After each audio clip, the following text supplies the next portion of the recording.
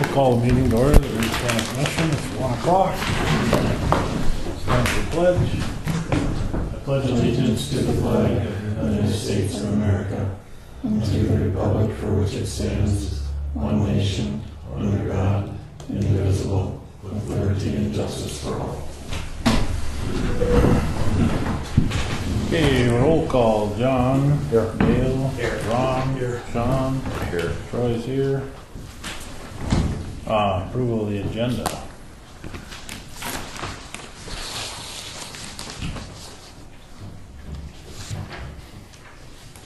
Anybody have any corrections or additions to the agenda?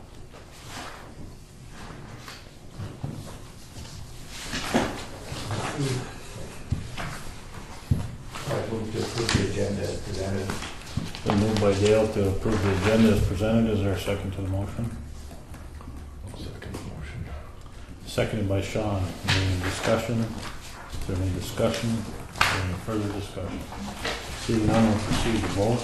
All in favor, say aye. Aye. Opposed, same sign. Motion carries.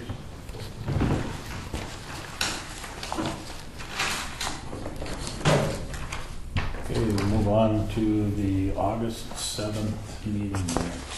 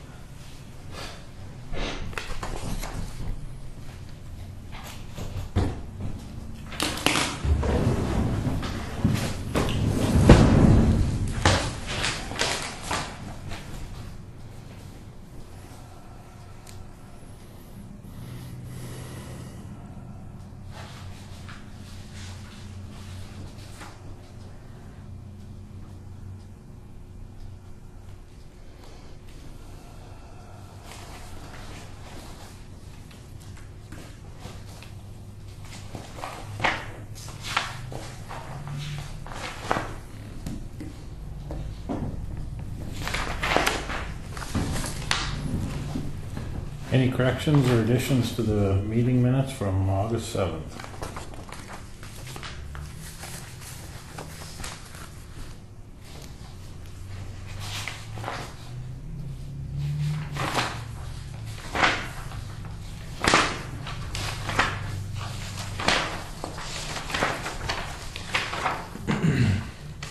And move to approve the August 7th minutes as presented and dispense with the reading.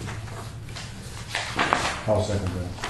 Been moved and seconded to accept the minutes from August 7th meeting as presented. Is there any discussion? Is there any discussion? Is there any further discussion? Seeing none, we'll proceed to vote. All in favor, say aye. Aye. Opposed, same sign. Motion carried. Motion approved.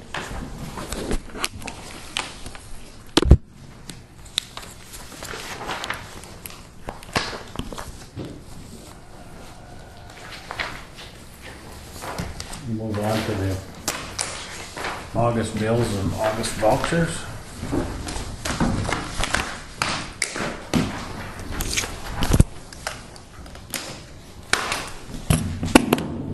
I just had a question, I'm sure John can probably answer it, but the way I'm looking at it here this is coming out of the FAR budget.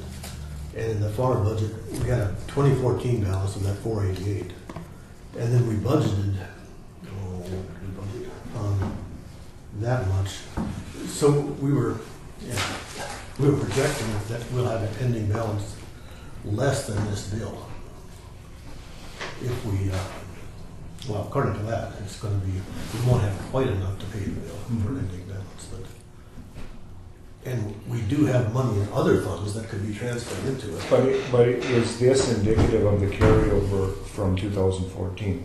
It should be, yeah, that's exactly, that's in the audit report. That's just what I was looking at here. Oh, okay, yeah, that should be, what was it that, I hope it was, anyway. Yeah, 488, 086, 69 was in, we haven't approved the audited report, but it was in the 2014 audit. So I guess the question is, Wayne, that check that we got last year from the state, and then we delayed doing the work till this year, that Gilbertson one, where did that check go into? Did it go into the county highway fund, or did it go into the federal road fund? Should have gone into the federal group. Okay. And I guess that's, I will have to ask to amend that budget, 2014, because I'd only budgeted 150,000, you know, for outside contractor. Right. And of course, we're gonna have this Gilbertson of 351, and then we're gonna have, depends upon when the state pays for the chip seal, we have to reimburse the state for 19% whatever we have. So that would come out of FAR funds also. Yeah, and it does look like that, because it does show state aid of 1,382,287.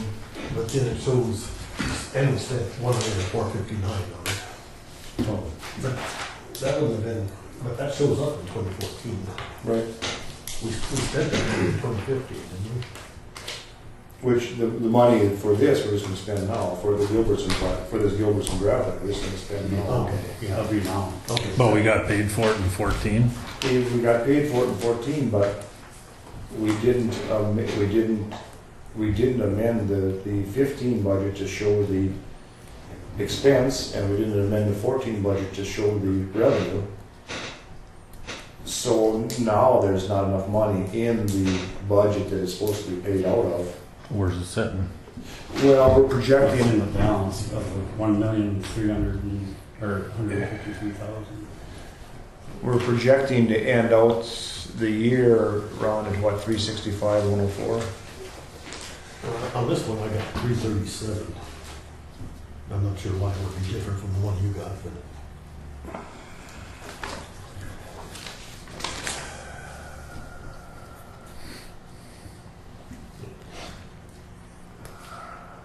What's the phone number in that? 2110 4313.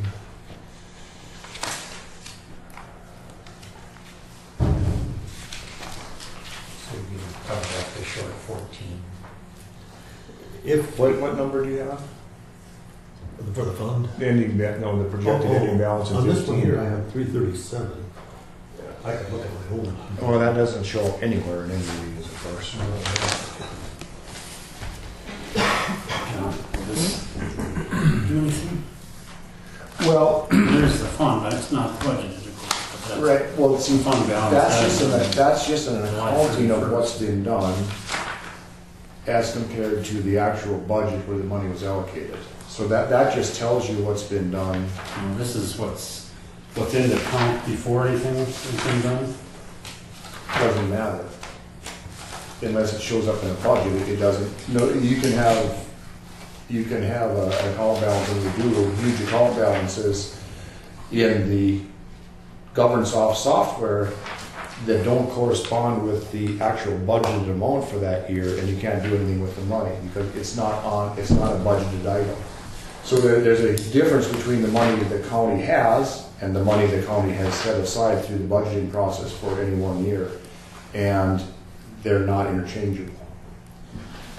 That would be like going and raising the mill levy. Basically, we're taking money that ended up in the treasury without the consent of the citizens. So, there's probably a way to do this. That's the reason they always amended the budget, was if there was money there, but we overspent what was budgeted, because you can't look in the crystal ball and see exactly what we're going to spend for But they next never, year, you know. they never, that I can see, they never amended the budget where it would require bringing more money into the budget from the cash balance of the county. They amended your budget to move, to move it around within. It's in this fund, that's the purpose of No, having a report every month that shows what's remaining in the road, now it'll all be together, highway and FER. that's what made it into the checkbook. That's what made it, that's what was spent. That isn't budgeted. You can overspend GovernSoft without having the money budgeted, and that's not, you can't do that. You're spending money that was never set aside for that purpose. So Ronnie had 488 is the ending balance, In 2014. and that was carried forward. Yeah, there's a number that's pretty close here in the old budget. It's 324. in the old I see that. Yeah, 337 in this one. I'm not sure why it's different, but yeah. Yeah, it shows in 2015, revenue of 384. We approved a budget of 535, so we approved, the revenues were 150,000 less than the budget. So coming out of that 488 balance carryover, it's dropping to 337. Well, it doesn't make any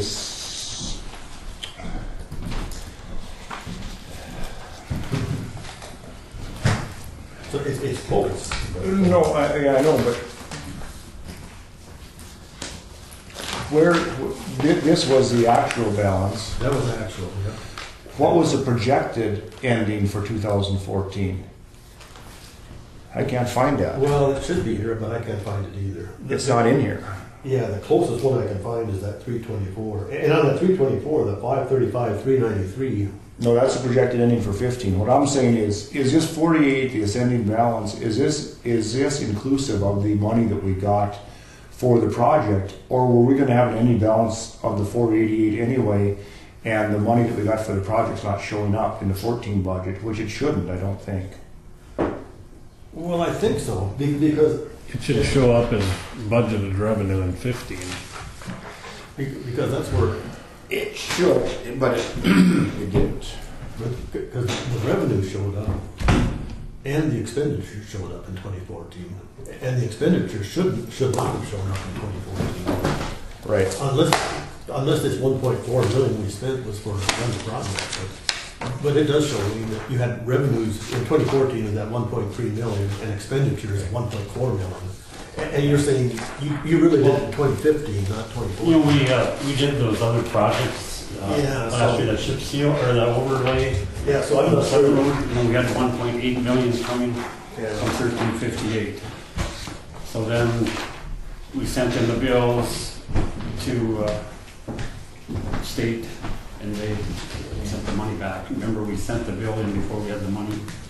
They reimbursed us. Send the bill in, they reimbursed us. That's where the 1.3 million came. Yeah, As far as and that's what I kind of think, the 1.3 million revenue and the 1.4 million expenditures, they may not be for the same project. Right. I don't But then think in they are. December or whatever it was, that's when we got, I think that's when we got the reimbursement, or before we had done the job, we had the gravel project. Yeah, so I'm sure that's in the 2014 revenue. And when that should have been budgeted, you know, the 380 whatever for that gravel project should have been budgeted, but you see, our budgets are done in August. So it's kind of hard to know what you're gonna spend and, you know.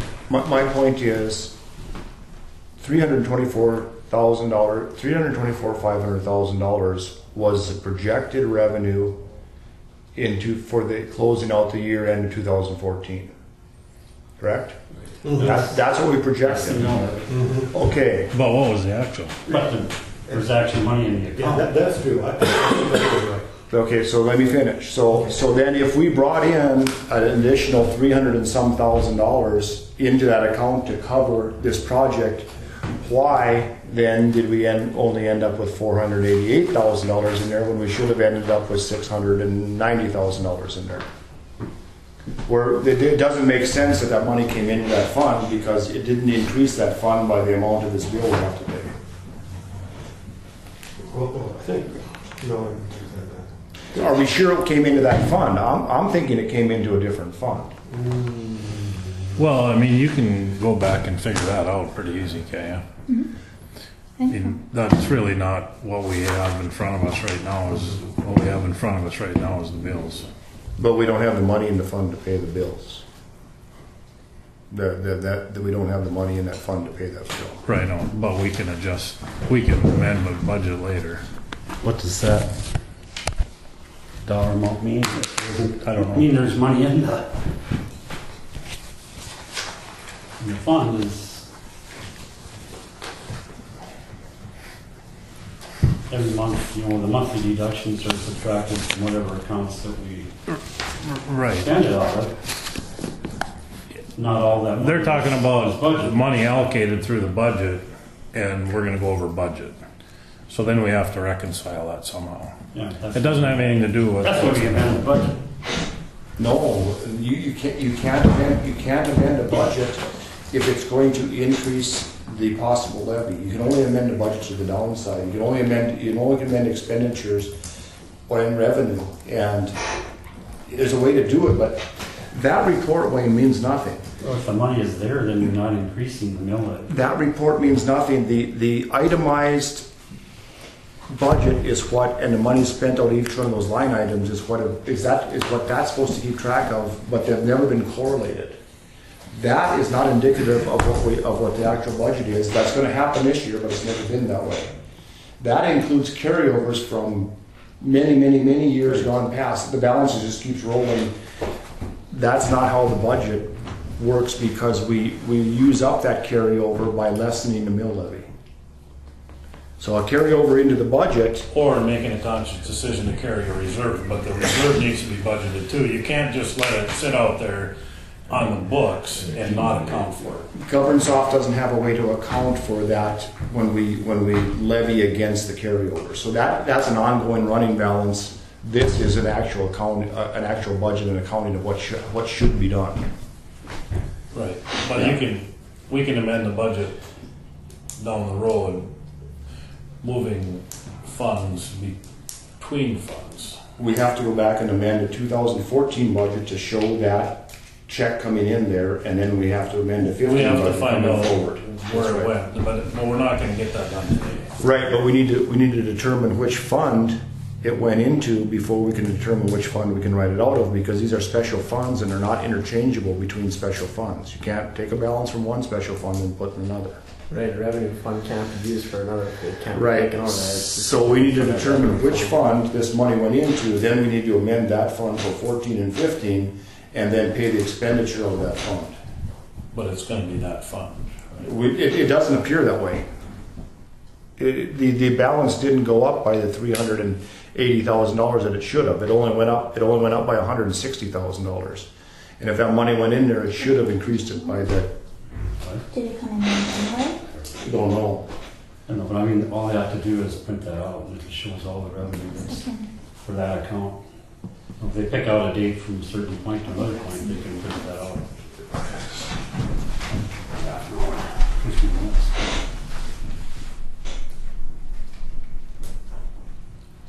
Do you wanna I move disagree on? with the state's attorney on that, because the money is there. And the legislature just changed it. You Now can't they're gonna disagree roll it all with me, together. that's the law. That's- They're gonna roll it together. Wayne, in the general fund, because the accounts are part of the general fund, you can move money between the accounts in the general fund. You cannot move money between special revenue accounts. That's not legal, and the Century Code is very straightforward on that. If it's been done in the past, that is not a reason to do it in the future. But you cannot move It's never it. been done in the past because they're separated right there. Wayne, that is not the budget. So how many times do we have to go over this? This is not the budget, but it's the fund totals that are in the total. No, it's not the fund total.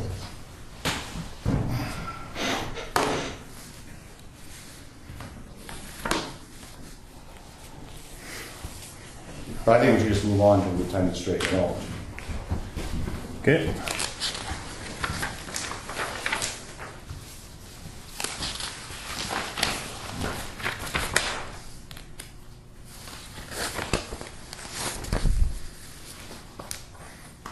You want to talk about County Road 15?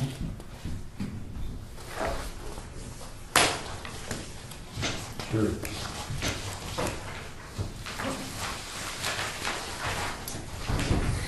State. So you're talking about the culverts and whatnot, Troy? Okay. The last time you guys had asked me to get you the itemized construction costs.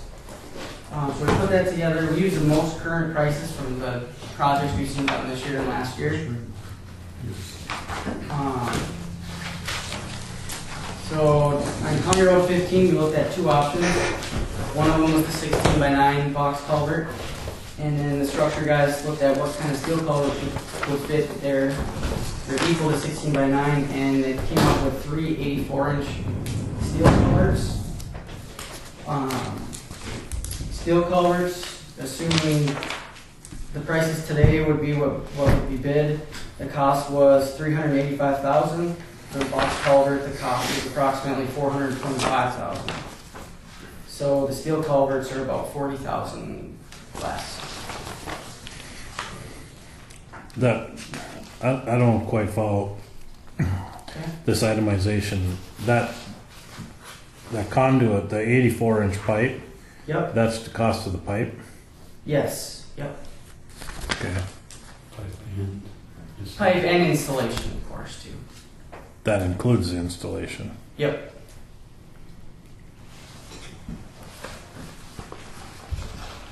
Yeah, so basically on all the construction projects, we pay for the quantity of the item that was installed, but the contractor puts in their cost to install it in their bid price. We never, I guess I shouldn't say never, it's very seldom we would pay for labor separately.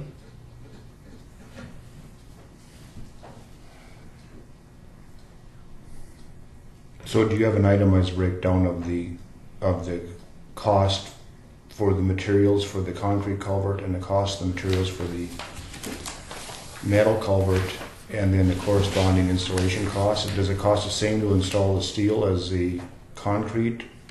And where is the difference then? The pipe itself, we talked to True North, and their price per foot for just the material was $175 a foot. That doesn't include delivery. Mm-hmm. But delivery or then all the aggregate that's required underneath it. So the culvert costs $175 a foot.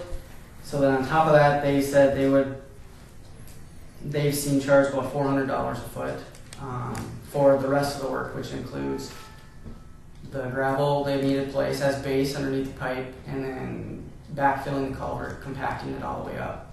So all the labor and equipment it would take. Mm-hmm. And then what was the price then of the corresponding concrete for the material, the casting itself? The concrete, we did not get an answer back from my Cretex. Some of the other box culverts we have done.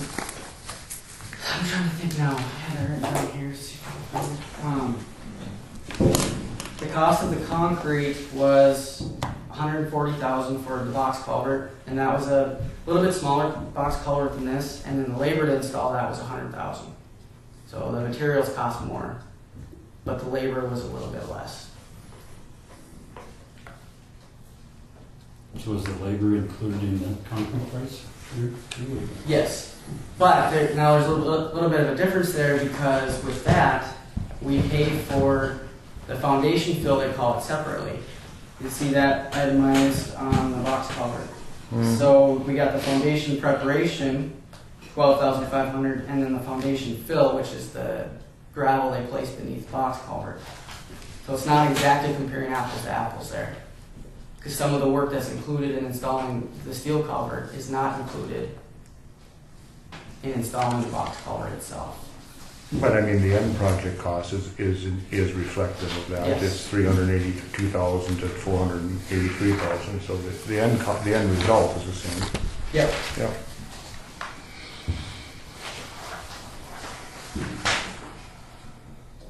So, and one big item that has changed just this year, you'll see at the bottom of both of those opinion of costs, temporary stream diversion. This isn't environmental requirement now. The contractors are required to build a temporary stream. They need to line it with plastic. It's been a real mess this year to deal with. And that's one reason those box culvert prices, or bigger structure prices like this, have gone up quite a bit. And we've seen bid prices from $10,000 to $125,000 on that bid item. So that's, it depends on the contractor. If they know what they're getting themselves into, it's going to be a higher price. That's why we're expecting next year we'll probably see a lot higher prices for that temporary stream diversion. There's no water moving in that stream. And see, that's one thing that could save us if there's no water movement. Or that could help us, But that, of course, too, is hard to predict because when it does rain, or if we get a bunch of rain, we'll have water moving through there. So, but I just want to let y'all know that's a new requirement.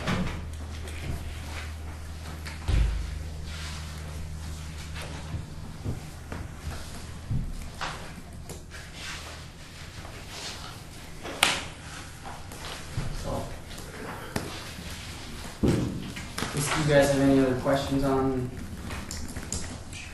that?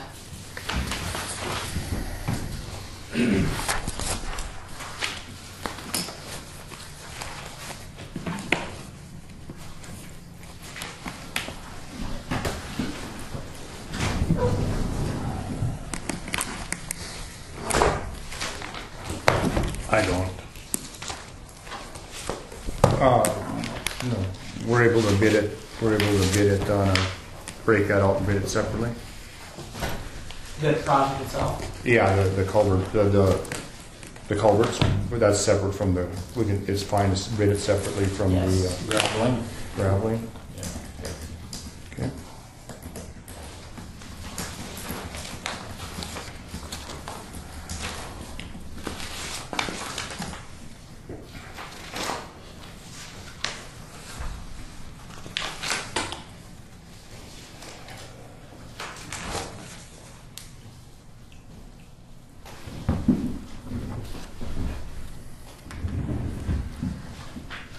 Now you want to go over these potential projects? Is that? I guess we can talk about those. I have a couple other things quick too that we can just quick items. One is I just wanted to bring you up to speed on the chip seal project. Contractor said their trucking company backed out from hauling all the chips in, so the project is not. They're thinking about getting it started on next Wednesday, so later than we had thought before. So, and I'll keep Wayne updated with what I hear from them. All I have is their word right now to tell me that, yeah, they're going to start on next Wednesday. They found somebody else to haul it? Last I heard, they hadn't found someone. So he was hoping to find someone this week. How many yards of material are we talking about?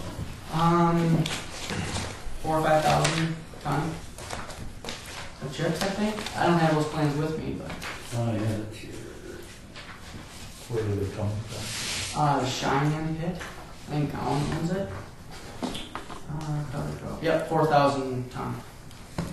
So it's coming from New Rockford? Is that what Cheyenne? Cheyenne gravel. Okay. I mean,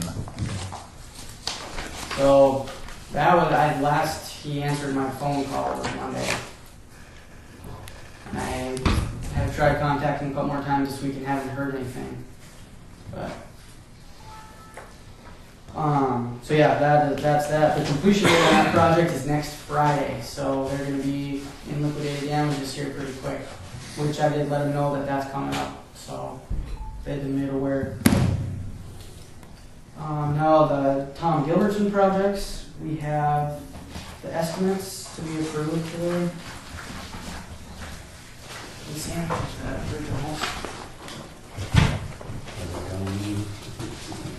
Okay. This wasn't positive until January. Right, and this is just the account. This is just the account activity month to date. So these, right, and this is the beginning balance of the first 2 years. So it's moved it. That isn't necessarily the ending balance. The revenue came in on the 15th. January 15th. And then also with the gravity project, we have a reimbursement request for engineering. And that amount you'd be asking the DOT for reimbursement for is $8,243.73. Did you have that printed out, or do you want? Yep, I got those in. Okay. Yeah, just need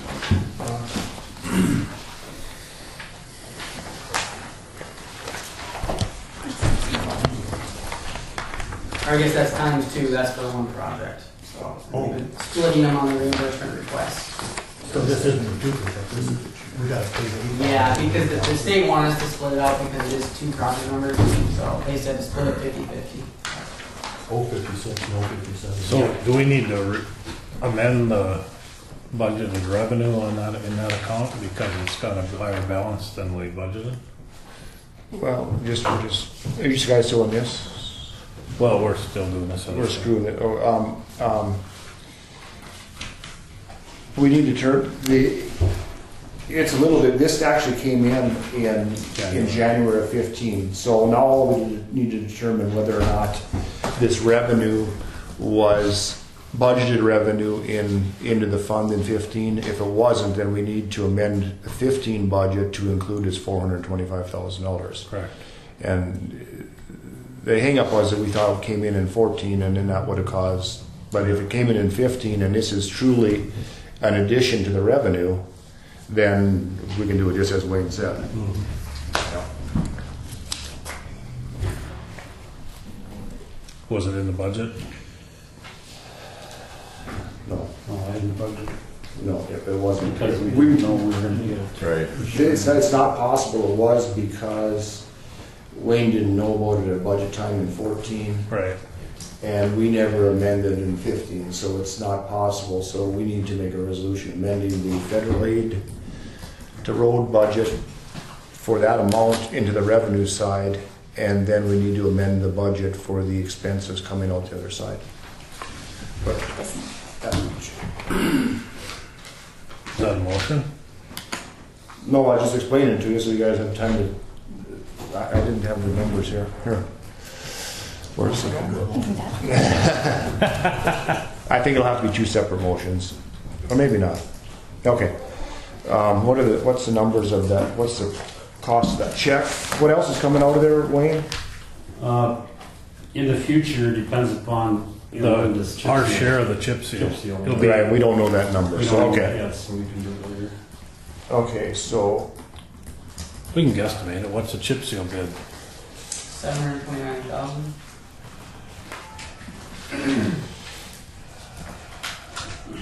And ours is 18%? 19.07%. It says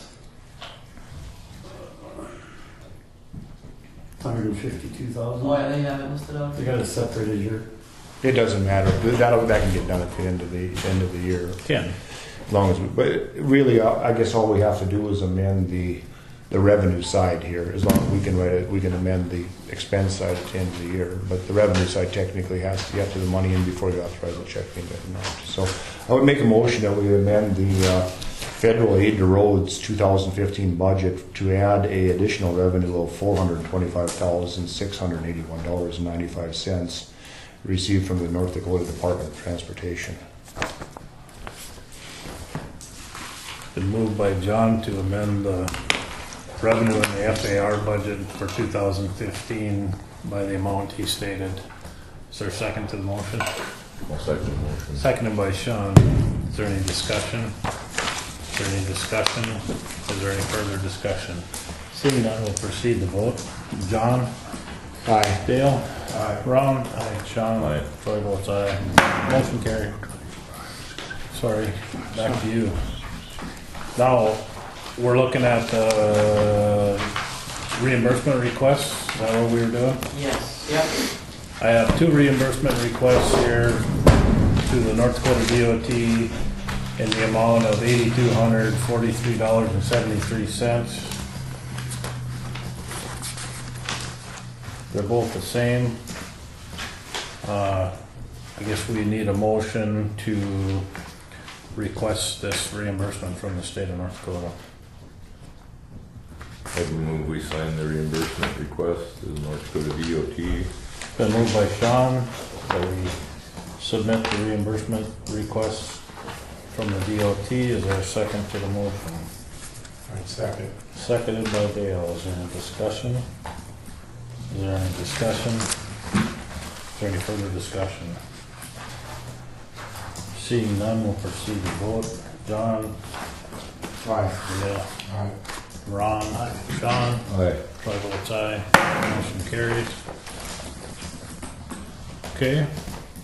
All right, well, before we talk about the projects, a couple pages after, or the page after, should be the page after the map, there's a memo there. You guys had asked me to talk to DOT and see what would be required if the county was to use the state funds and do these projects on their own. So I talked to DOT and did some research in the Century Code to see what the requirements were.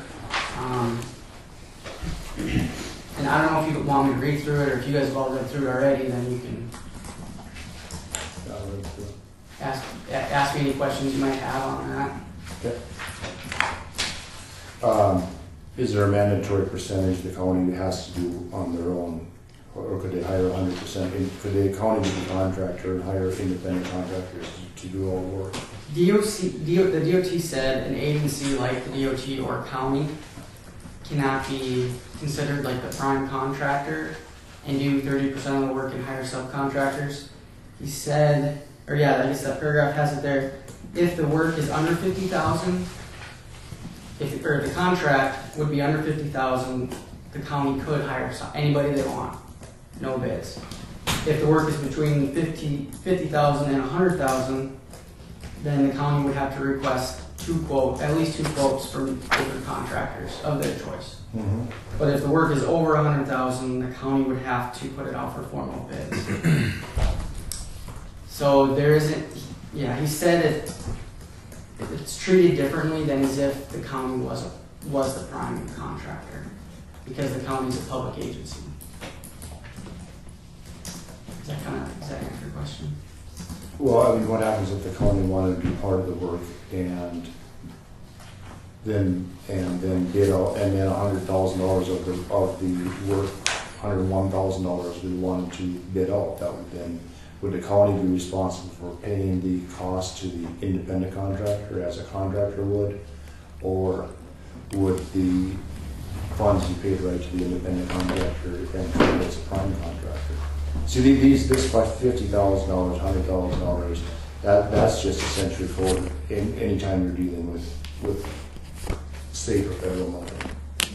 That isn't, I don't think this pertains to the actual work being done. It pertains to if we want to get an air conditioning unit and it's over $100,000, we have to put it out on bids.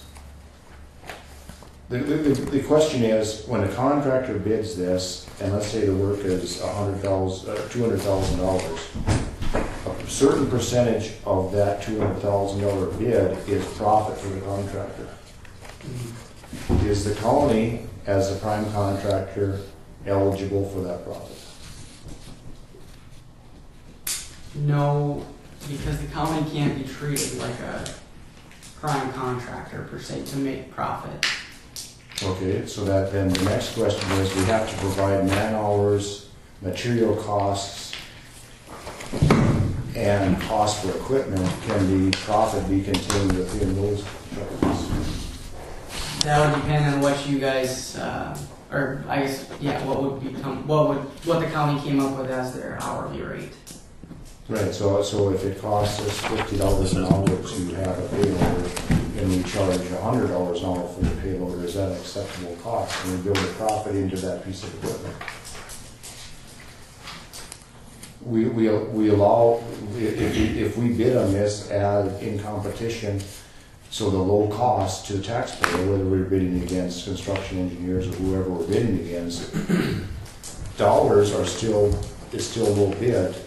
Why would it matter if the profit went to the county or went to an independent contractor? When the taxpayers are still getting the same bang or the best bang for the buck. Just a question.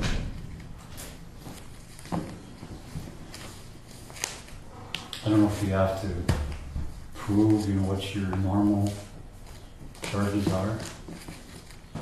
You know, like hourly equipment costs or charges, you know, like FEMA, they have their own schedule. This is what you're gonna pay. Plus, then you add on But you see your operator. You see the point, though? Yeah. I mean, the independent contractor is entitled to a profit. Right. Why wouldn't the county be entitled to a profit? And if the gross cost of the project, if we were the low bidder, with the taxpayer would still be benefiting. But I don't know the answer to that. You know, one of the major problems I have with it is do we have enough resources, people and trucks and equipment to do our project. Right. You know, it's gonna take us a lot longer, we can do it, but it's gonna take, you know, a lot longer time to do it. Yeah. And you gotta have the gravel pile. Yeah. To be able to purchase the gravel. I'm not saying it's a, for this particular project, but I mean, if that's something that could happen, that would be a way to strengthen certainly the road department. Yeah. And in the past, we worked with, I hired Gilbertson. Right. You know, on some of these ER projects. Right. But then we put in our actual hours for our equipment. Mm-hmm. And what I paid them for to haul with their trucks or their track or to load trucks and stuff. Gave that to the state and then they reimbursed us for that. So, Well, in your cost of the basically gravel projects, you have to be a prime example. You did this with one truck, one water truck.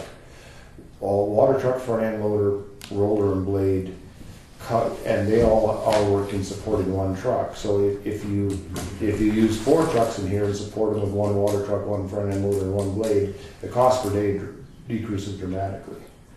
So theoretically, the county could have some of these here and hire the trucks, and then this cost per day would go down, of course, because we'll be more efficient with the equipment we have. Cost per mile would go down, the cost per day would go up, but you get more. Excuse me, the cost of product, the cost per mile would go down. But anyway, that's just again, you can't just jump into something like this, but is that something that is possible in the future? Can the county be the contractor? So I just want to make sure I understand this right. So you're wondering if county did the project on their own, if they could build profit into their hourly rate?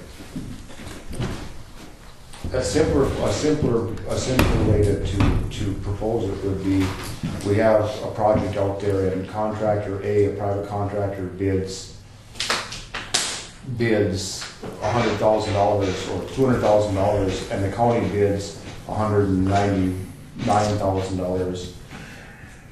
Can the county then do the work and be entitled to the $199,000, or is the county only entitled to their net cost? Can they take the profit? Because certainly the contractor's taking the profit. I see what you're saying. Can I they see what bill you're more than saying. their actual cost? Yeah, and that DOT isn't going to allow that with these state funds. I mean, I'm just talking these state funds here. The DOT is going to require proof that this is what it costs the county. Well, I mean, it's very easy. It's very easy to build the cost into the piece of equipment, the gravel, or anything else. Yeah.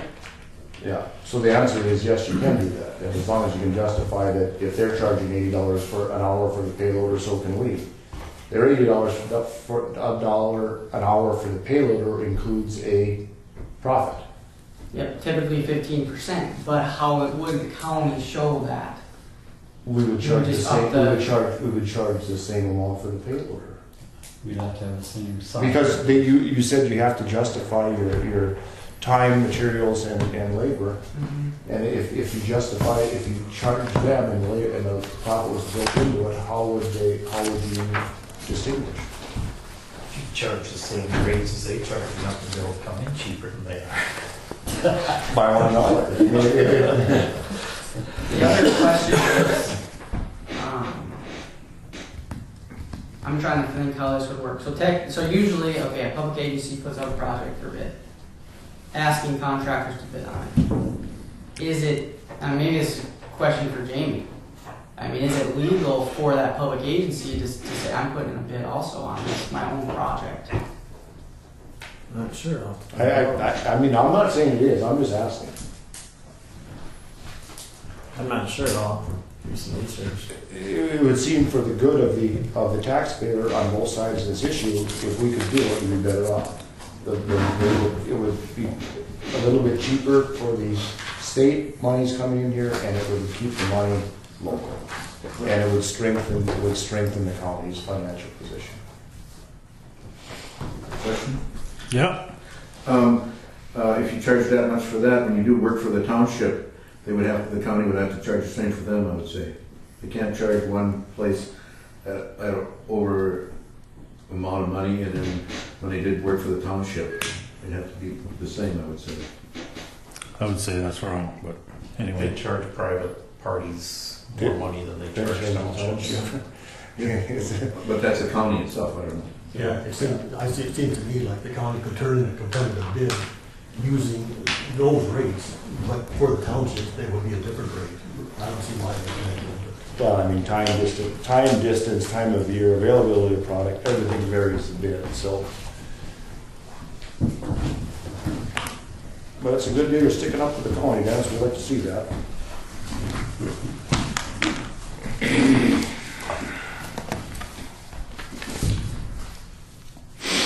Okay, so at this point then Jamie, you'll look into to see if that is, I mean, I don't know if I should ask DOT about this particular state funding. They might get the wrong idea. Yeah, better to look into it, the legality of it first. No, it was just a question, it's not for this project. Okay, so then I think that's all I really had, unless you guys want to talk about the projects. I think John, you wanted to see the list again, see the map. Yep. Made a few updates to the list. I left the ones on there. I guess I left all the projects on there that we talked about. Crossed out the ones that were pretty much probably not. Yep. And then added the funding type of what they're set up for right now. Mm-hmm. What we have approved, what's been approved by the DOT, and which funding we need. Are all those funds 100% finance, or any of those funds do we have to match? 100%, no match. Okay, all of them. So I saw your asterisks on the bottom here, but I didn't see any asterisks by the actual funding type up in I was just supposed to be a no. Okay. So yeah, all the projects are the same, and we didn't add any new projects to that list. But at this point, how do you guys want me to proceed? I can, whatever you guys want. If you want to wait and think about it, that's fine. If you want me to proceed with any one or two or three or four of the projects, that's fine too. At one time, we prioritized some of these. Yep. And they're all, okay. The way we prioritized them was ones you wanted to do, ones you maybe wanted to do, and then ones you probably weren't going to do. And it looks like the ones we weren't going to do have already been prioritized in the sheet, that correct? 1A and 3 crossed out? Yeah, the ones that you guys Yeah. had figured small chance in doing, we crossed those out. And then everything else was a priority. Besides that Highway 23 bridge, we still are kind of talking about that a little bit. So everything else, though, was a number one priority, according to what we talked about before. Yep.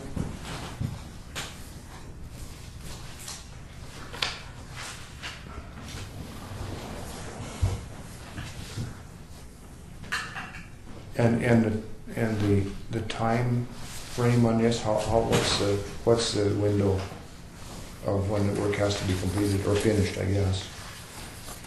The requirement we have is the work for Senate Bill 2103 is supposed to be bid by the end of next year. Is that right, Wayne? Yeah. End of 2016. Bid by the end of 2016, isn't it? I think like this graveling project we did this year was bid in 2014 and was constructed in 2015. The requirements for this, it needs to be bid by the end of 16 and it can be built in 17. So you don't have to do anything this year? No, we don't have to do anything, but bid it. And then House Bill 11. This year, didn't you? Take it. the end of 16. 16? No. We don't have to do construction in 16. It has to be bid. by the end of 16. So a year and 6 months from now. Yes. Yeah. So we have, Let's make any decisions on that. don't have to, no. And then House Bill, 1176. That follows the same schedule. okay, I think they'd like to see everything bid by the end of 16. I mean, the thing is, they set these dates, but we're still bidding project. I mean, there's counties that bid projects in 15 or 1358. so theoretically, then something bid for this year probably wouldn't get done this fall, Wayne? Right. Okay, so It'd be 2016. 16, so we've got 2 years of construction, 16 and 17, that we need to spread this out over, correct? Is that correct? Work could be done next year. Well, that's what I mean, 2 years of construction. I'm getting my If we years did screwed up. it now, they could start right away in the spring on half of the projects and then get it next, does that make sense? Right, I think we should do some of both. Not wait till the end, Yeah. the money's there, so. I think we talk about putting projects together. Remember we talked about putting Time County Road project. 10 and County Road 15 together. Yep. Being in the same area, contractors set up in that area, do the cut across to Finley and then do the Mackel Road. But that would include that pipes or culverts. I think we did. So, But it wouldn't have to. Wouldn't have to. it might be a cheaper bid. If you can put them out to bid. No, whether or not we put that, replace the pipe. Oh. Yeah. So do we group these together by dollar value, or do we group them together by days to completion? Well, he's talking geography.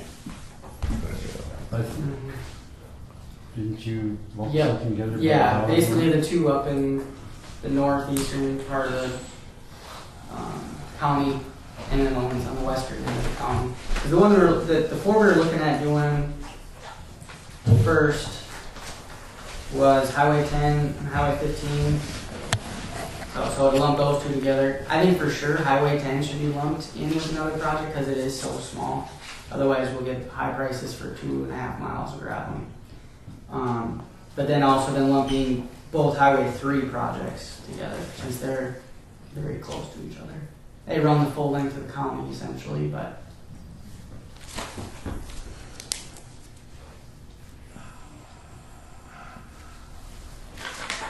So so both Highway 3 projects together.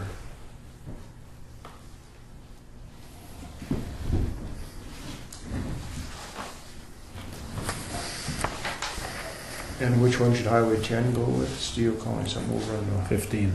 oh, with 15.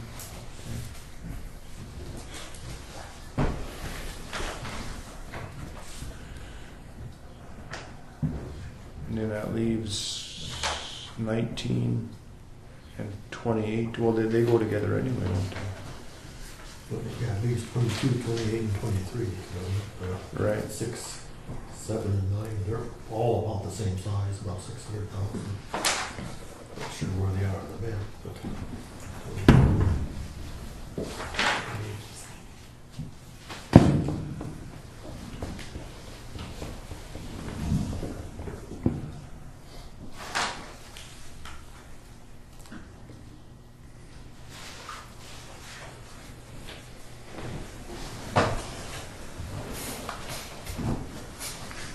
Well, number 6 and number 7 have the same description. Location of project, Griggs County Highway 3 to Griggs County Highway 19. yep, they both start at Highway 3 and run all the way to 19. Right, so I mean, for certain they need to go together. Yeah, there's quite a gap between them. You know, one is way down at the south end of the county, and there's an 8-mile gap, but still. Yeah, west.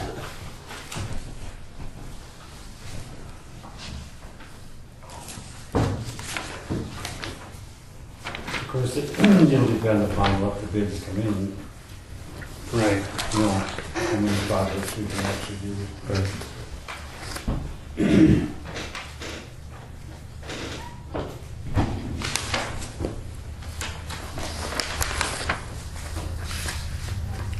Well, we should probably just plan on budgeting for at least one of those. Yeah. It looks like Highway 23 kind of goes with Highway 10 too, doesn't it? 523 is that bridge? That's a questionable one. I guess we can just set that aside, so. Well, then it's, so if 6 and 7 go together, 1B and 2 go together, and 2 and 5 go together, that covers all of them but number 9. Yep. Mhm.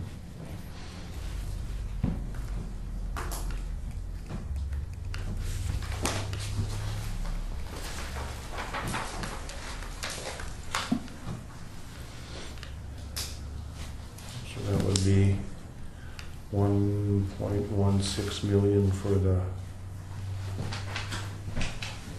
6, and 2 would be plus 500, 800, 915,000. If we did 1B, 2, 4, and 5, that'd be 915,000.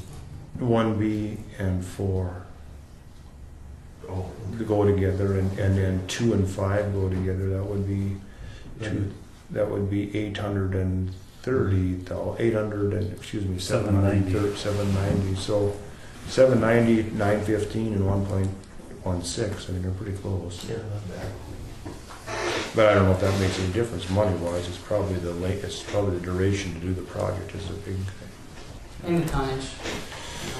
Yeah, but there's a fine line where they like to see, a larger tonnage project, but if we get above, like, really high, like even if we lump 22 and 28 together, it might be hard for them to get that much gravel that close at the same time. That kind of makes sense. So there is a tip, you can't tip over the iceberg of how big we want this project to be. 33 miles, But 11.1 miles, and 21.5 miles. So the Highway 10 and the Highway 15 are the smallest project, miles wise, but they got the culvert in that one.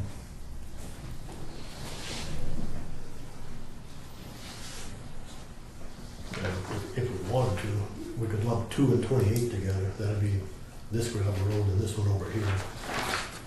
The south end work, that'd be about 830,000. So they're not a bad project. Which one's is 2? Highway 28. These two, like, it'd be this highway here and this highway It's here, not a if you lump them together. This is project 2 So we here, can't and this is project we can't use central money on that. or 9, or Jake was saying that that County Road 28 is not a CMC route, oh, so, they changed the designation of the money. a CMC 1176 you could use non-CMC. for Cooperstown Medical Center. Yeah, no. Or what's a CMC? County major collector. Oh, It okay. used to be, what are they, federal aid routes, Farm to Market. FAR. Well, we don't have federal roads anymore, right? We're doing, they've gone away, Yeah, so that doesn't matter if it's a federal aid road. but the bill specified. Senate Bill 2103 said it has to be a CMC route. Has to be on a CMC route. In other words, a federal aid road. Yeah. What determines that? Whether it's a federal aid route or not. Right. I was waiting for my time. It was just designated by the county. Kind of like the Grand Market Road you used to call it, isn't it? Farm to Market Road, yep, there's Farm to Market Road. I think the county commissioners kind of designated which ones. The ones that have the travel. Right. Would it make sense to have Wayne bring us his recommendations for half the projects to be bid this year and done in 2016, and half the projects in 2000 bid in 16 and done in 17, and let's look at it? Because we're not going to know all the variables here, just looking at that sheet. And I don't know if you split them up by dollar value or if you split them up by ease of work. I would split them up so that the bid packages are more attractive to the contractors, so that the taxpayer get the best bang for the buck. Yeah, like Ron said, 28 and 3 are connected. And that, But, well, you'd have to use the 1176. Yeah, Right. that's where it gets a If you little. did it in, for the 2017 project, then you could use, I said there's a lot of variables, but it'd be nice to split the work up so we can do bid it now, 16, bid it 16, 17. Okay, you can do that. Then you know more about it than we do, just. And then we're gonna split the culvert out of the one project, correct? And bid that separately? I think so. But we can. How would is there a direction you want me to proceed with that, or wait for now, or? Well, Wayne's gonna come with the recommendation Okay. of, if we're gonna bid half of them this year to complete next year, then we'll just wait and see what you guys come up with. But I think what we're asking for is to treat the culvert replacement as a separate project from the gravel. Could be the same contractor, but it's. That would just depend on the bid. You bid it separately so that they're not tied together, so that maybe you have a contractor that has special skills and bid. One contractor might want to bid it with a concrete tube, and one of them might bid it with a steel tube. We can compare them. That'd probably be a good Over idea. to bid options? Yeah. That would be a good idea. I mean, how else are you gonna know Okay, which is truly the best way to go? the one deal with that is the steel culvert will come in cheaper. Pretty much 90%. So, we'll have to determine before we bid, how are we gonna determine who's the winning bid? We'll have to say, if we say lowest cost, well, we're gonna get a steel culvert. If we say, you know what I mean? It's just something we'll have to think about as we get to the bidding process, so we'll have to think about that some more. Would it be just the base bid would be a steel culvert, and alternate one is to use precast in lieu of steel? And they did the alternate and the base bid? We could do that, yeah, we could do that, I'm just saying, 9 times out of 10, or maybe even more, it will be the steel culvert. We could also these commissioners could decide if they wanted to do the steel one. Yes, yeah, for sure. Then we just advertise for the steel one. You know, it's gonna be cheaper if you wanna save money, well. It doesn't last as long. But if you look down, if you look down the road, the Yeah. castle's probably gonna be How do you put cheaper. a value on the extra length of time with that culvert will be There is grown? no cost comparison that you can do, because this concrete one's better. Well, can't we just bid it both ways? Can't we bid steel and concrete, and then we can look at the steel bids, or we can look at the concrete bids, and then we can decide, okay, we're not taking the low bid here, we're deciding that steel is the best value, we'll take the best of the steel bids, or we can decide that concrete is the best value, we'll take the best of the concrete bids. It's just two separate bids, and we have the right to decline All bids. any or all, right? Yeah. Yeah. We'll wait until after the next meeting. Because based on the projections, $40,000 cheaper, concrete looks like a better value for the amount of time it'll be in the ground. I would bet put out into the real marketplace, I bet these bids don't have any, I bet they're not even close. The base load projects that they've done, so there's got to be somewhere in the neighborhood. Right, but if it's put out into a wider range of contractors, we're saying that the cost for installing those culverts, just to label to put them in, is $120,000. And from watching culverts go in over the years, that I think it'll probably come in cheaper than that.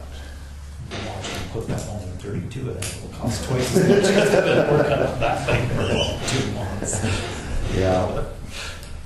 So I don't know. I mean, the only way we'll know is to bid it and see. Construction may cheapen up when the oil fields are cooled off a little bit. Okay. Anything else? I don't know. Okay. Thank you. 15, 10 minutes.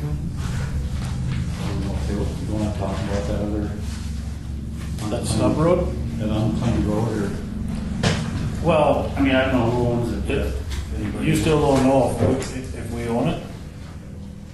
Do you? Yeah, I thought we already decided that. gotta recuse myself again. I mean, at one time it was given from the state to the county, but then the county, you know, it was an abandoned road, I don't know what happened. Did Nick come down and talk to you? I guess all they're looking Yeah, Nick was down. all they're looking for is that there's a few holes that they want to fix in the pavement. They don't want gravel or anything. There's just a few holes in the pavement that they want fixed.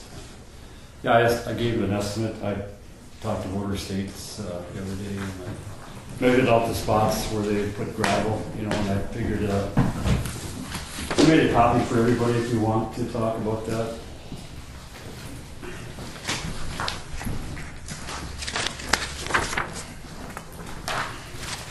I just did it in handwritten script. Computer down there? I could have done it on the computer, but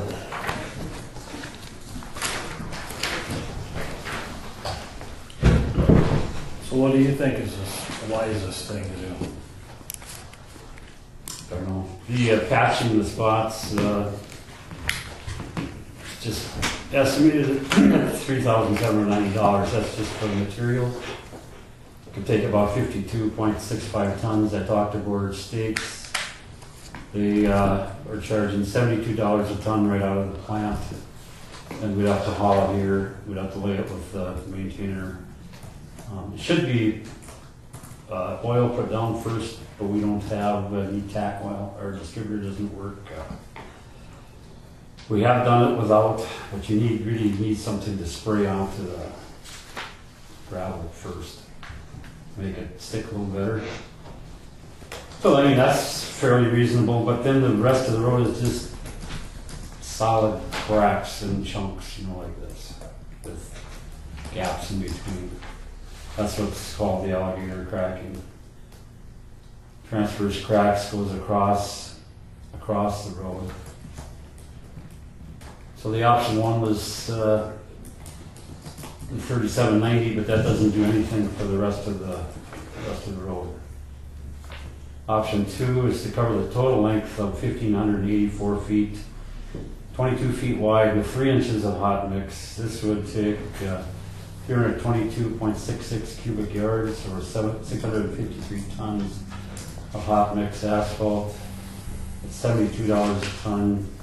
That's $47,016. And that's only the materials, not hauling it from Jamestown or whatever, time and labor, laying it, packing it. Option three is to, instead of put 3 inches on, you put 2 inches on hot mix. And that comes out to $31,464. That's only the material. Option four was just to gravel it with, I think I put, 3 inches of gravel, 1,584 feet long, 22 feet wide. That's 322 cubic yards. I own gravel that cost me $450 a yard. It's $14.51, but if you figure in some trucking costs, that would be about $850 a yard. So that comes out to $2,742.61. And then of course we have to lay it, pack it, and whatever. So that's, you know, a cheap fix. It covers the whole thing. I don't know how it would adhere to the pavement. Yeah, and another thing on the south side, you know, they filled in that slough with all the dirt and whatever come out of Cooperstown. Every time they did some construction, they filled that slough on the south side, so there's no ditch there, so that would hold water and snow and moisture, and that's probably why, one of the reasons it's all cracked up too, because there's no drainage there. So you have to cut a drain in there to drain the water away from the pavement, so it run into one end or the other.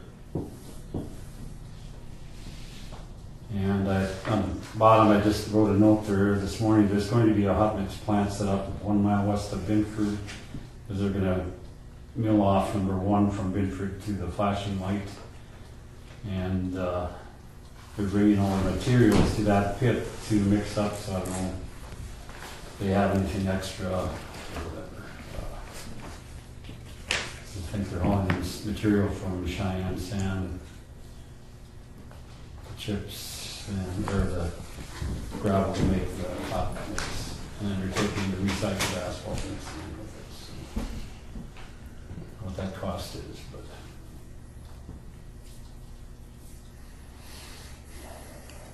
You know, I think, Well, if they're gonna overlay that, they're gonna have a tack oil truck in the vicinity. I mean, yeah, I don't know what that would cost. well, they're 9 miles away. You know, I mean, they're just gonna run up here to do that, unless they do the whole project. I was just thinking of patching it up for now, so we got some time to think about it. And I don't know if the city's got a distributor truck that's better than ours. I don't know if it's still workable or not, if they have any oil. You know, if they could, we did use their truck once. Why don't you talk to them? I mean, we only need two loads of hot mix to patch that up, and at least it'll buy us some time. Figure out what we wanna do long term. Right now, I'm not sure. Probably would take 4 loads, I think. 52 ton, you said? 52.65 tons, but you can only haul like 15 tons or something like that in It's light. no, it's heavy. 2 tons. 15 yards, I mean. Yeah.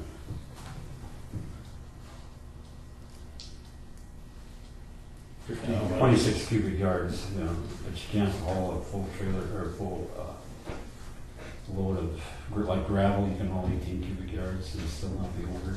I think usually when we haul hot mix from down there, I think we get like 15 tons or something like that, I think. 15 yards. You know, it's what is it? 2 tons per 2 yard. tons per, yeah. Can you deal with it okay with the blade and stuff? Oh, yeah. It's gonna probably you know, maybe fix those spots up. Then are we obligated every year to do that?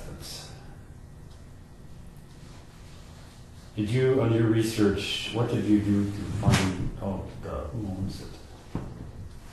The city had all the deeds. We got it given back to us in like 1937. Yeah, but this was, when they did the bypass, I seen a letter that Omar Abraham had from the state. He'd written to John Thompson, or called it in Valley City. And there was a letter there, I think, that said when they did the bypass, whenever that was, in the 60s, must have been, so they closed number 7 going through town and they put the bypass. And that's when there was a letter saying that the state deeded back or gave back that section of road to the county. It was abandoned. I don't have the letter in my office, it's at City Hall, but the west side was given back to the county and the east side was retained by the state. And all the stuff that Nick had, just maps and stuff, didn't even deal with the section where they have their property. It was in the next ones to the east. Right, and then the city had more stuff. Just like section 26 That was that, make that that. or quarter number, section 26.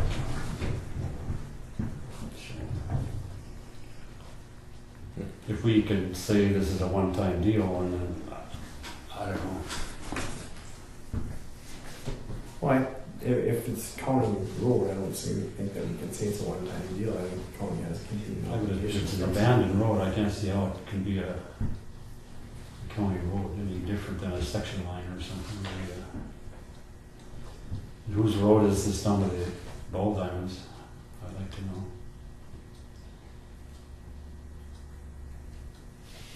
It's the same problem, you know, even going past our shop, nobody wants to claim that street. The city may claim half of it, and the township is the other half. I think this may have been County Road 19 all the way up to to 7 there, or to the gun shop, the old gun shop there, used to be, I think, before they did the bypass. On every project we've ever done that I know of, we've always omitted that last 200 yards. piece. Whatever it is, quarter mile or. So I just mentioned to Jake this morning, I said, I wonder what it would cost to have that chip sealed now, and they're gonna be right there. If the county would be willing to, have a change order or something, and that would include that in there. The chip seal on this stuff down here wouldn't do any good because there's so many cracks and they go west of town.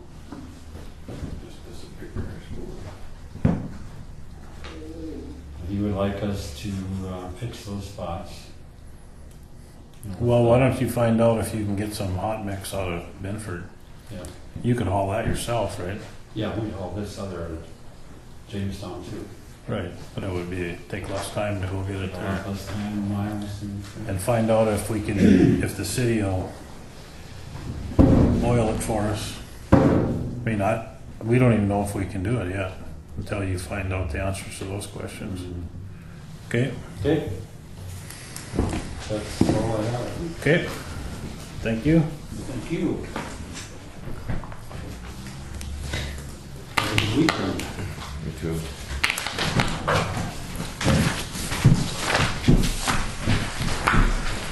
Come back to the bills.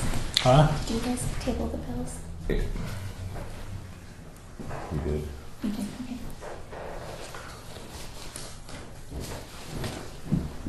You want to go back to the bills?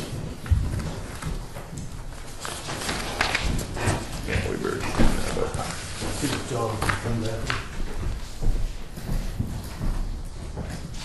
We're done with that subject, though.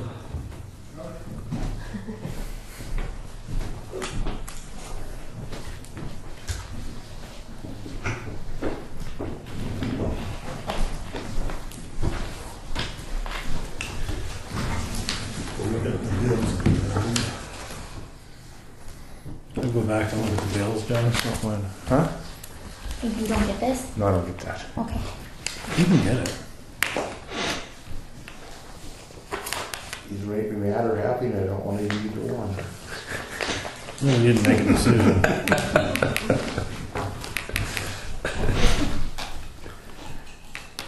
Zeke, See anything else on the bills?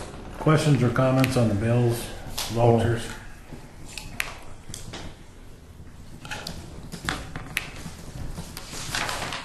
No, I didn't, as long as we took care of that. So we're square now, it's funded properly then, okay, but then I'd make a motion to approve the August bills and vouchers as presented. Been moved by Sean to approve the August bills and vouchers as presented. Is there a second to that motion? Second. Seconded by Dale. Is there any discussion? Is there any discussion? Is there any further discussion? Seeing none, we'll proceed to vote. John? Aye. Dale? Aye. Ron? Aye. John? Aye. Troy votes aye. Motion carried. Okay, Patty? Hello, Hi. I just got back from Great Falls. I spent some time up there with the tax director. And my feeling from a lot of the tax directors, Did you say Great Falls or Grand Forks? excuse me, I said Great Falls. I'm not used to Okay. saying Great I Falls. was wondering what Montana had to do with I'm so used to Great Falls, it just Okay. pops out. That's what happens when you move from Yeah. Montana to North Dakota. One of the things I wanted you to be aware of is that there's a new regulation that they just enacted in August. And they changed the regulations on how assessors are certified. What that means to me is I have no one in my county that meets the qualifications now. And Oh, we knew that. You already knew that? Well, I mean, we knew we didn't have anybody that was certified or whatever. Okay. Now, I did contact Linda Ledbetter to see possibly if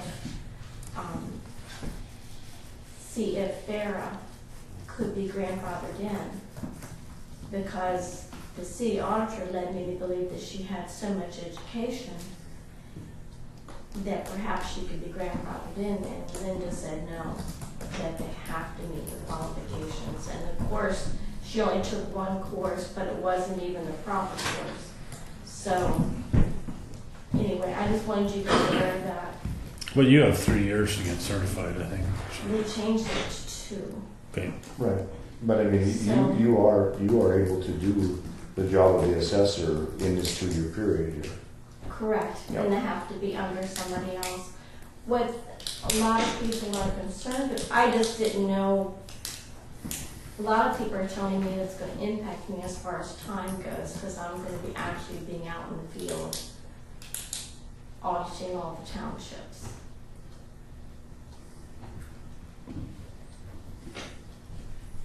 If that's the case, then the county will, the county will, if you want to do that, the county doesn't have to do it free of charge for the townships. If the townships Correct. choose Correct. to have, the county is bound to make sure that it happens.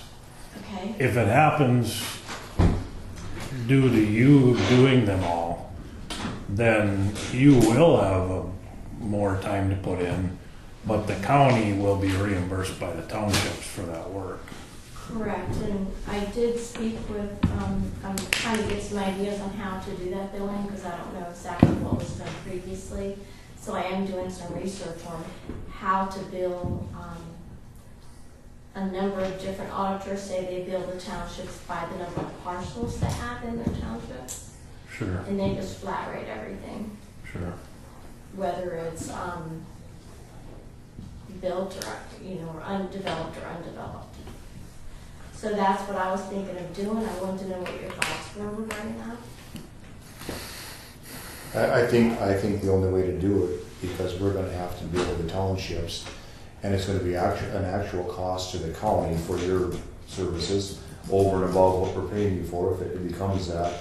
So the only feasible way to do that is then to keep track of the time you spent in each township, so that we can bill the township accordingly.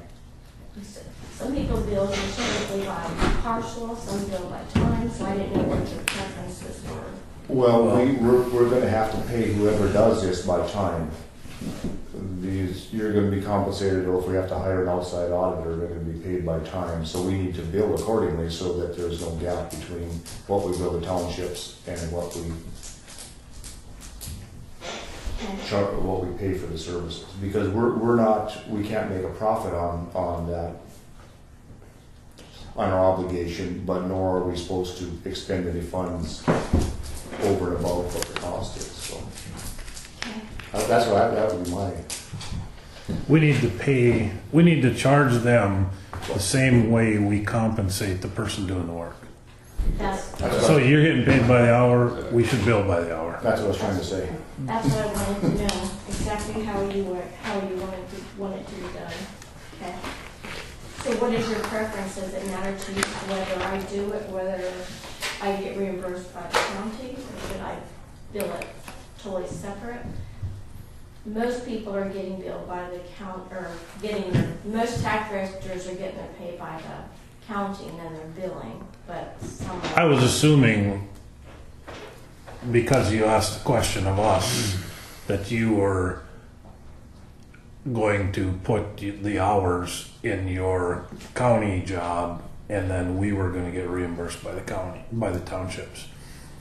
If you do it outside of your duties as a tax director, then we don't care how you do it.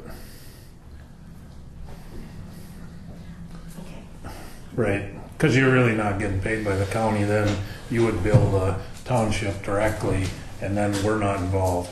But Yeah, I guess so. if you want to keep it kind of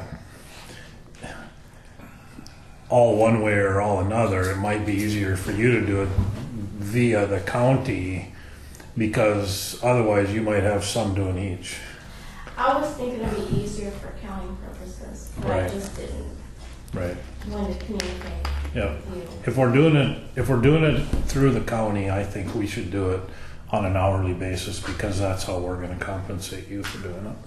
Yeah, I think the county needs to pay her, because the county's obligated to do the assessing, and so the township comes to us and says, we need an assessor, and we send somebody out there, but then we tell them just pay the assessor independently. The assessor's working for the county under our bequest, it needs to be paid to Okay. the county. Okay, so that's what I'll do. The Hold on other now. thing was that the gal that I spoke with said that she recommends that I actually go to, go start now, go into each of the townships and doing all the preliminary work, getting all these, doing a preliminary physical, so that when next year comes, everything will run a lot smoother.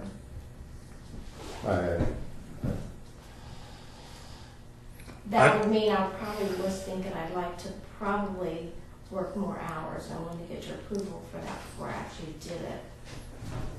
Well, what, maybe I'm wrong here, but aren't we only talking about looking at new parcels of property and something that has changed classification? Something that was assessed last year can be assessed this year, and the rise or lower its value is dependent on basically what the state decides anyway. Isn't the job of the assessor to just field questions brought to he or she, or assess new properties? Trying to continually assess every property on a yearly basis by an inspection doesn't seem to have any baseline to it. How do you do that? Don't you use a baseline from last year and then assume there's no changes because there's been no change in the description of the property, there's been no change in the function of the property?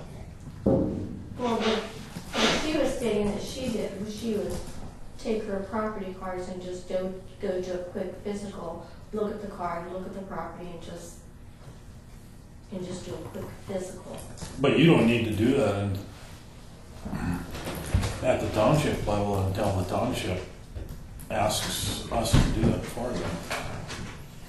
Yeah. Some of the townships might have their own assessor, and we're not gonna go do it again. Yeah, I think over half of them have their own assessor.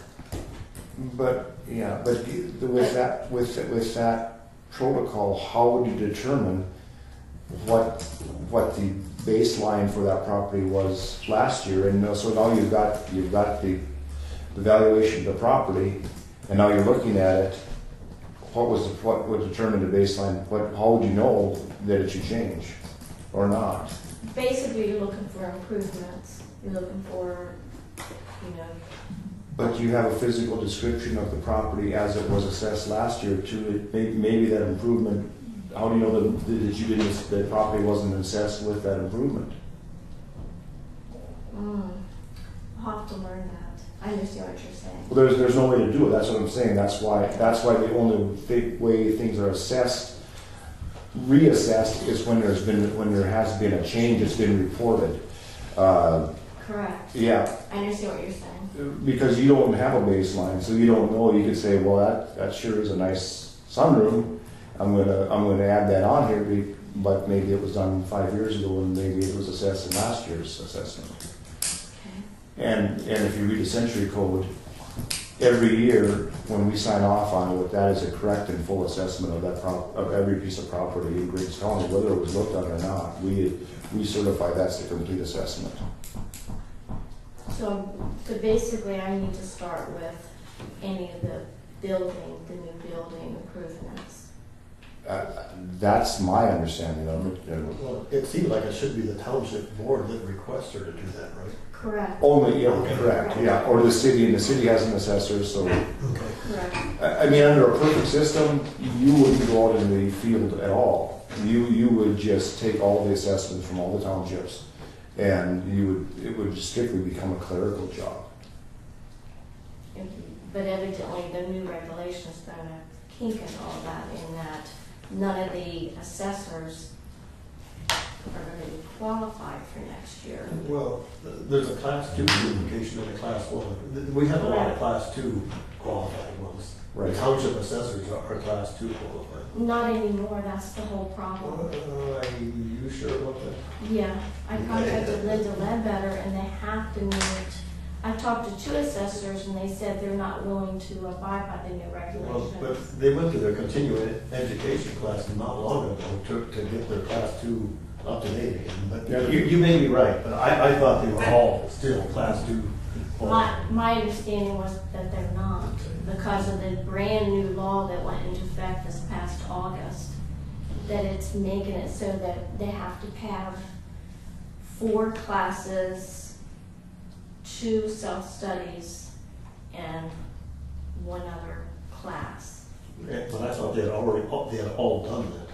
No. In order to get their old class 2. And then the continuing education just brought them up to speed after they called it their 100 hours training or 120 hours training. All of them did that. Anyway. I'll have to do some research. I just wanted to see if I could get more hours in so I could.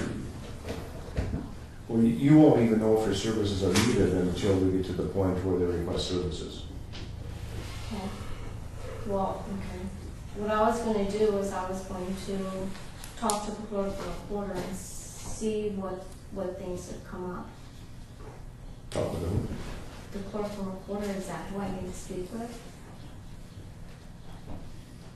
Or does the town, or do I deal directly with the township? I think you deal with the townships myself. It starts at the township level. They're supposed to be the ones that start the process. And again, the tax equalization director, although now there are some assessing, they have to be an assessor. The actual physically assessing under a pure system would happen at the township level and the city level, and you would process all that. Okay. And at least from my opinion, I'm not of the opinion that the county should be sending people out to try to raise people's taxes based on the valuation of their property, and that's tax equalization is just that. For every one you raise, you better lower one. Because if we continually keep raising property values and we use the highest property value as the baseline, you know where it goes. It just goes right through the roof. Yeah, I understand that. And the property values, the way it's set up now, especially with the farmland, it is immune to change. We have depressed farm prices. We have depressed farm valuations from a market standpoint, but we still have valuations from a taxing standpoint way up here, and there's no way to drive them down. So again, your job is to equalize, and equalize means both sides of the neutral line. Okay. In my opinion, hence the name, tax equalization. Well, I appreciate the input. At least it gives me an idea of what I should do, where my aim should be. The other thing was I was thinking about ordering some supplies, office supplies, which would exceed my budget. The current budget is $200, and the person before me bought a piece of equipment that for $168 and made it jump for high. So I just wanted to get approval for maybe ordering some bookcases of supplies and different things. Means I'm gonna go over the budget. Do you have a budget amount you propose? I don't have it right off the top of my head, no. I think you need to work up a dollar amount. But I mean, she's doing this for 15, and we don't have the ability to change the budget for 15. I mean, to add monies to it. The budget for 15 is the budget for 15. It's Yeah. Okay.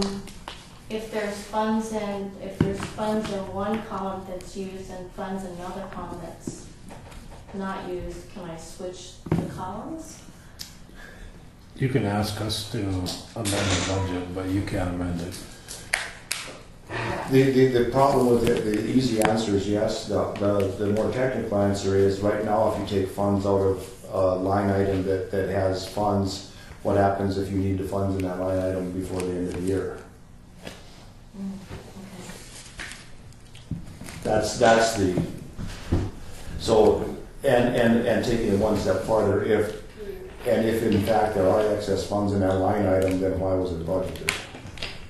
It was budgeted for a reason, because they thought they were gonna use it. Although that isn't necessarily the case, I mean, it's gonna be used over the years, but. Yeah, the budget process is starting now for 2016, so the funds that are in, but I mean, for emergency purposes, yes, there's possibly a way to do that, but there's enough office furniture laying around this courthouse, or if you need something, you just go dig around somewhere, you'll find it. Okay, I'm with you on that one. Okay, Okay. thank you. Thank you. Thank you.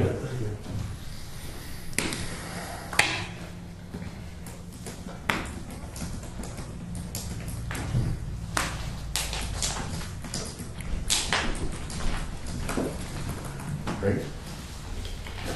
Yeah, I'd make a motion to take a 10-minute break. Been moved by John, and we take a 10-minute recess. Second to the motion. Seconded by Sean. All in favor? Aye. Opposed, same sign. Motion carries.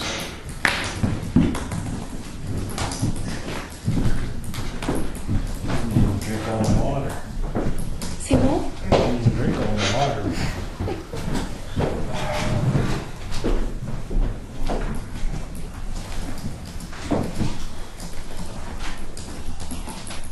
Taking a break, Tim? You're not taking a break? Can't all break at the same time. Too much yelling. Anybody's pulls rank. This report now is based on the motions you guys made and some consultations with Mr. Olson, making sure I clarified how things was. And I'm just going to go through a couple pages real quick, and then if you have any questions, be glad to answer them. And I'm going to start on page 2. Page 2 and 3 are the only pages that are mine. That's the only control I have over these 2 pages. Everything else you technically control. And I'm just going to highlight a couple points on this page. First line talks about the modified cash basis. And again, there are 3 bases of accounting: accrual, modified cash, and cash. And accrual is for the big boys, and actually Barnes County, they do accrual basis. He handed it out. No, Do you get one? No. I have it there in front of everybody. Yeah, I think mine now. Did they get it into your book? It's pretty big. There was one for Jamie, I don't give one, Jamie. Right No, there. I don't. Okay, no, I was just saying, There. I wasn't sure where. Got stuck on it. So on page 2, again, so modified cash basis accrual. Accrual means you show everything, and technically it's a business model. Modified cash means you pick basically cash basis, and you include fixed assets and long-term debt. Cash basis, if you chose to do that, would be strictly the checkbook. You would not show any fixed assets, you would not show any debt on any reports. You would footnote saying you have bonds or whatever, but you would not show them on a balance sheet. So this is modified cash, which means you're showing cash plus fixed assets and long-term debt. Second paragraph is kind of what I talked about you guys in the memo, if you looked at what I sent you, was if you read that, basically says you guys are responsible. This is your report. You pick the stuff that goes in, you pick the stuff that doesn't go in. And you use your judgment to determine that. So this is everything, that whole motion you approved, and the discussions revolve around this paragraph where it says you do it. Second, next paragraph is what I do. I look at your stuff and I say, can I give an opinion on these based on what that opinion says? So again, the audit involves, tells you what I do, and then it says, do I believe the kind of evidence? The opinion on the last thing talks about the component unit. So when the building authority is not included, it just needs to be told that it's not included. So if they're by standards established, and you can blame Enron, because what Enron did was, accounting people said, don't try to set up a shell company to hide your stuff. If you are that shell, then the shell needs to be included. So they have gotten very aggressive in their interpretation of what a shell company is, and that's the nature of that beast. I have no say over that. Yeah, as to whether or not that building should be a capital asset in the lease, the determining factor in that is whether or not at the start of the lease it is, if it is a capital asset, then it is a capital asset. If it is not, then it is not. So this is, everything that talks about you guys in the memo, if you looked at what I sent you, was if you read that, basically says you guys are responsible. This is your report. You pick the stuff that goes in, you pick the stuff that doesn't go in. And you use your judgment to determine that. So this is everything, that whole motion you approved, and the discussions revolve around this paragraph where it says you do it. the leasing is obligated to own the asset at the end. In this lease, it's not an obligation. It is, you can or you can't. So, and that's the determining factor on a capital lease, and also a capital lease has got to have a percentage up front on the lease. And, yeah, the whole lease thing, and again, the fact of the matter is that was set up as a shell, and I don't know if you shared stuff with them at all, Troy, but I just gave them an example of Grand Forks County's building authority. And again, what they do is they say, we don't care about that, we're still going to do it. Yeah, I understood. Yeah, and that's what I'm saying. So that's what they do, and that's what everybody else says they're going to do. And they say, if you don't agree to do that, even though it's illogical, then we're going to write you up. But you realize. No, I understand your position. I do understand your position. Because the citizen says, no, you're not going to own that. We can't very well now own the building by a roundabout way of doing it. And of course 57-15-59 has been repealed. It's no longer even in the Century Code. The Century Code that allowed this is gone. So we just have to go by what it is. And I assume the building authority assumes then the depreciation costs of the building to offset the lease payments. They have to. And the building authority is off, so I don't do anything with the building right, authority. But I mean that. In theory, what you're saying would be happening is it's theirs. Right. So it's not. Right. And what other places would do, which they put it on their books anyway. And that's what I'm saying. That's what everybody encourages them to do through the whole process. And your points are valid, and their points are, we're going to make a law, and we're going to make it Swiss cheese and put a bunch of holes, and we're going to find a way to say, yeah, you're right, but I don't care. That's exactly what they're going to tell you. I agree. Just so, and that's the nature of that beast. So that shows up there, and then just has to be saying that. And so page 3 just kind of highlights again, it says it was included, and then the opinion on your stuff. So the second paragraph on page 3 says, the county's records are fairly stable, and there's no issues with that. So everything that your general fund, highway funds, all your funds are fine. There's no issues raised with that because of that. So that's what those pages 2 and 3 say. And then if you go to page 10, and again, one question on page 4. On page what? On page 4. Okay. Under the financial highlights. Mm-hmm. Is the $2,384,117 as the net assets? Is the county cash position also included in that number or not? The unencumbered cash position.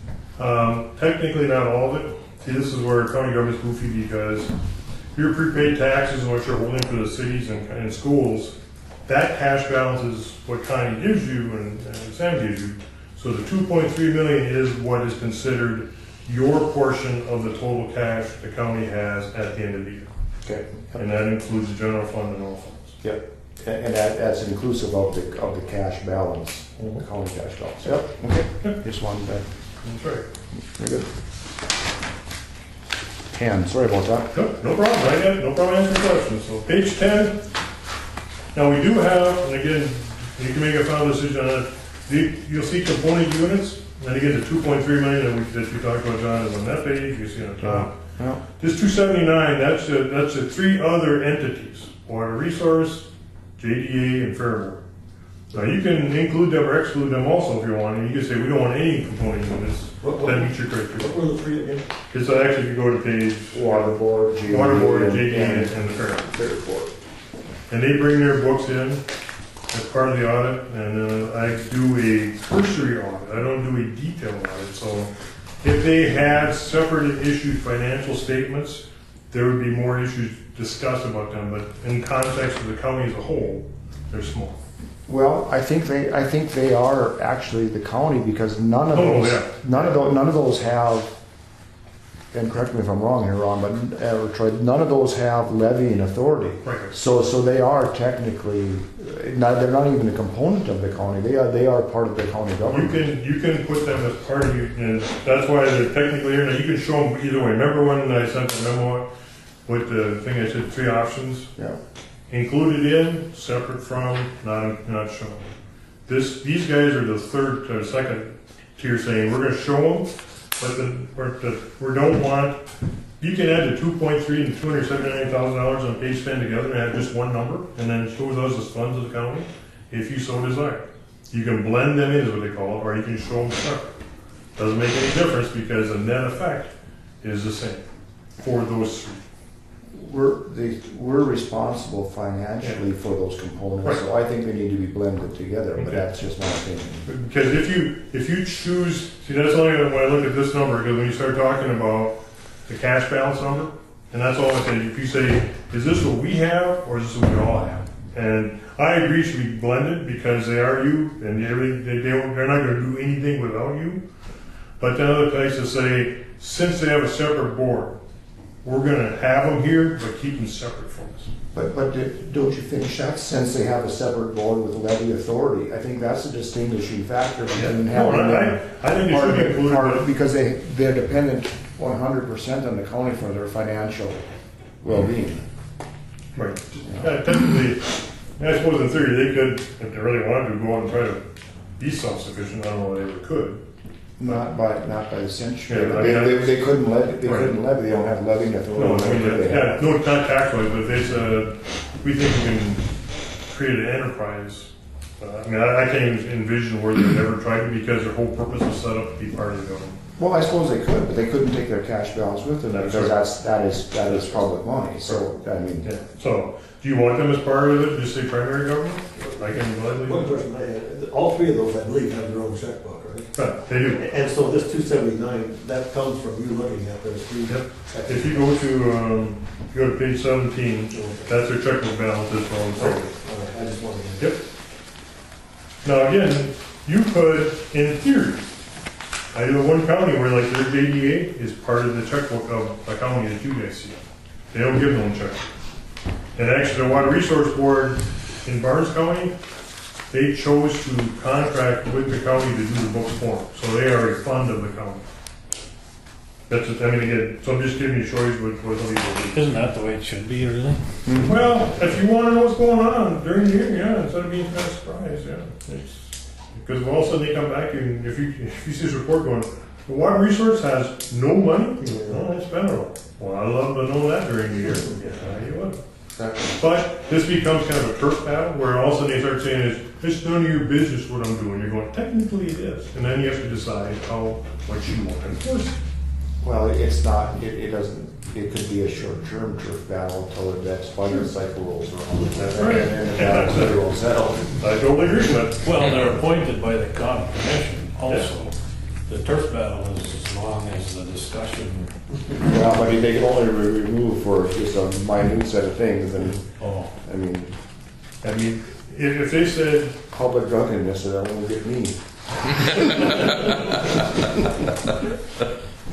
But technically, if those guys, that's it, all those monies is technically yours, and you have to decide how then you'd want to manage their bills. Would it be on your bill list or not? Too? Then that's the kind of thing. So, when it all comes down to it, sometimes the worst part of not having their own checkbook is they think they're separate, and they don't think they're part of it. We've discussed that we're going to try to. I think we should try to bring them into the fold where they're all run through the county checkbook, and where they just issue vouchers, and then because it would take one step out of our budgeting process to having to wait till they turn in their financial statements. We would have it all under one roof and under one computer program. I mean, the same concept roughly as social service, where social service comes up and goes, here's our vouchers, and you guys incorporate it. Yeah. I just interpreted it that the only people that have their own checkbook are the entities that have levy authority, or the oddball one of them is the library, which is kind of somewhere in between of that. Yeah, because they set up a fund. They set up a fund. It was when they voted, they have a fund, and then the fund is contributed to, but not part of the next year's budget. So you can't take the balance of the fund and use it against levy money. It just becomes a payment, basically. Yeah, they're unique. Like, at the historical society, of course, has their own checkbook. And I thought senior citizens had their own checkbook, but. Yeah, see, I know, actually, one county I know of that actually does bookkeeping for senior citizens group, but like in your case, you do have an entity that does get the money, and then they spend it. But I think it's Lemoore County, any senior group that wants money goes to the county commission and requests it. And they said, okay, we'll give it to you, once you submit the request. And most people go, I don't want the hassle of having to listen to you guys talk about how your boiler broke and you need $200 for the all out of it. And, you know, again, it comes back to how you want to do it. Page 11 is activity again. The only thing technically that relates to the building authority, if you look at governmental activities, the last item called interest expense, that was your lease payment that you paid on the bond, $146. On page 11. And then if you look at what's called interest expense, that's considered your debt cost. And that is technically the lease that you paid last year. But it wasn't all interest, was it? No, that's exactly. I think we changed the title to lease expense, not interest expense. Yeah, it should be a lease. 95,000 of that was considered principal on that bond by the way the lease was structured. Well, yeah, there's 2 tranches of that bond that are already gone. Yeah, so we'll change the name of that to lease expense so you can see it, but that's what that is. Okay. So, and this is your activity, and again, the appreciation you show here is like on the equipment, you know, like what Wayne stuff and like the sheriff's cars and things like that. So that's county equipment, the building at home. So nothing related to the building is in here. And then the component units again on page 18 is their activities. You can see. Page 12 is gets back to stuff you get from Sam. And if you look at the first column, and I love seeing it, looking at your whiteboard, you'll see the estimated cash balance. That was just an example we're using. No, I'm saying, what I'd like to see was, that number's the same. 316, 123, 97. And that was a number that's the number that Sam and Connie had, as every fund's balance is equal to the report you got from Connie, the treasurer's report, as of December 31st, 2014. So the transfers that were previously done, 13 never changed officially. It was in a transition, and that transition was scrapped. And that transition, by being scrapped, comes back to this number that you had in your process. So all these funds are equal to what you had. So the $2.3 million, again, is those balances that you see. The one question I have then, Harold, is the initial 2014 preliminary budget audit. Those numbers you gave, those are the same numbers in the transposed here? Nope. No? Those 2014, I said I went with the original the transfers going through. Right. And I got struck. No, but the one that shows the 316, all the rest of the numbers are the same on that one? No, I don't think I think the original 2014 when I moved that transfer. This was the original, the first proposal, and the second one had a transfer. Okay, then you're right. You're right. The only reason I ask is because we've been using this as the basis for doing our budgets now. That is your one, yes. Thank you. Okay. Again, that's probably on my first. I'm going first report. That was the first one, and then you did the second one. So you have been using the right number for each fund. And I'll agree that the 316 is the right number, and if you want to say it was because of you, or you want to say it's because of us, it doesn't matter. Someone told someone that was that number, and that's fine with me. All right. So page 14 is the activity, and again shows the 316 number, and again the general fund had a surplus last year of $136,000. Highway did have deficit. The only transfers that we showed last year were basically the human service tax levy that goes up to social service, just to pay for it. You have the choice for future budgeting purposes to combine those two reports. Some counties will show it as one fund, some will show it as two. Because in essence, when you have those two funds, $75,000, it's sitting in two different funds. Now, there was no transfers made, and there's no transfers needed to be made for 14. So, I mean, if you wanted to move some stuff, you technically could, but there is nothing that would require any funds to move back and forth between funds. The only transfers that show up in this report are just those. And that's, then if you look at page 16, that $1 million, that's on, making sure we're talking the right number is, the $1 million is sitting in your checkbook, but it's not your money. And what it is the biggest one is the prepaid taxes, and by law, the taxes collected in December cannot be used until next January. So we set them up as prepaid taxes, and when January 1 comes, and kind of allocates them to the different places. So as of December 31st, you can say, how come our cash balance is high, but you tell me you don't have to spend? That's why. So when always people want to pay their taxes early, they get it on their tax return, to write it off as expense in 2014.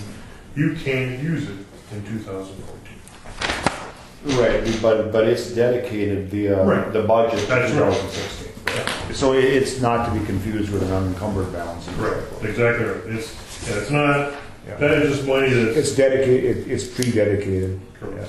Yep. And again, in 17, 18, you talk about the three different funds for your water resource and JD. So. And the other just page to talk about, if you go to page 29, and again, this talks about the lease, because technically, you have to decide how you want to account for the lease, and again, we're back to the intent and how things are structured. It just says there's a lease that you do have, there's a signed lease, and on a modified cash basis accounting, you do not record it as a capital lease, because in your case, your lease doesn't meet the criteria, so it just says you guys spent $146,000.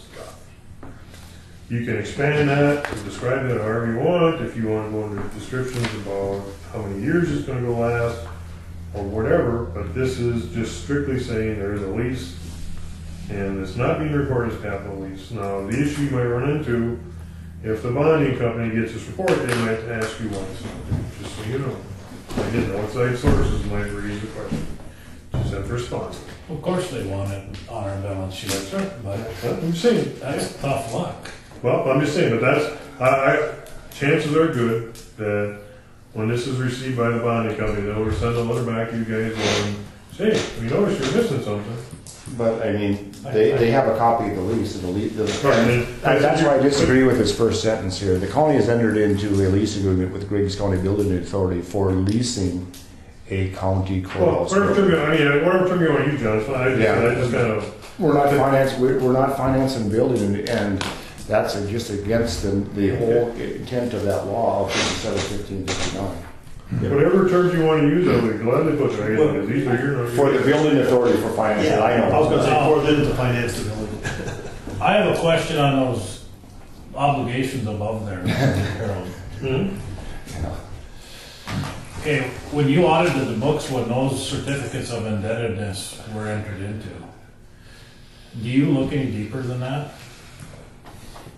That met the criteria. What I have to do is just look at that there's a motion made by the county to incur. But it wasn't done legally.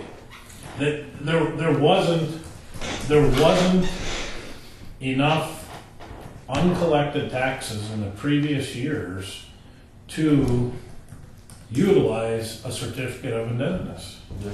And I know it comes back to like what you're talking about, John, and I think, I remember the first time you mentioned it, the whole county loan fund goes against Century Code. Because in theory is you have to have a vote to do it. And you never. Well, you can use this is a Swiss cheese party where people go, you just gotta quit looking at that. No, this isn't, because a certificate of indebtedness can be entered into by the county if there are accounts receivable from prior years' taxes levied but not collected to cover the interest and the principal going forward to service that debt. Assuming that the county is going to go back and collect those taxes, and when they come into the county, they will be unencumbered because the budget year is gone. But when Sam went back and looked at what we had for levied but not collected taxes, it is a fraction of what the outstanding principal balance was on the debt that was incurred. through these certificates of indebtedness. So they weren't even legal on paper. Several of those were there before I did the audit, and they put them on the books.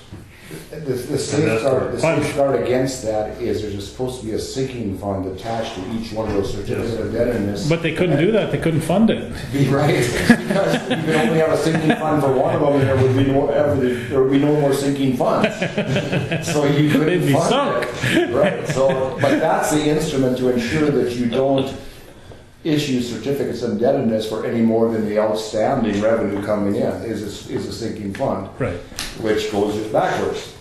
Yep. I guess Troy's question is, Harold, is it your responsibility to catch that? Are you responsible for the legal issues associated with the budget, or are you just associated with the strictly the numerical part of the budget?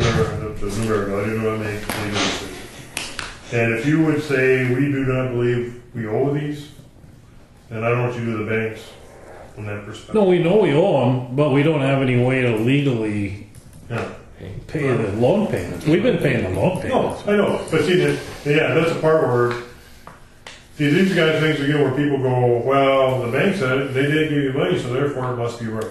No. And my point is, the county said we made a motion to do that, bank said we can sign the contract. That's the two things I have as part of the financial side, not the legal side. Right. So if you tell me, could they have done this? I'm going, that's not my area, and it's definitely not my area. But I've been dealing with auditors for a long time, Harold, and if the right way to do this from an accounting standpoint is to have a sinking fund, and there wasn't one, our auditor at Ide Bailey or Brady Marsh would have brought that to our attention. You guys didn't set this up correctly.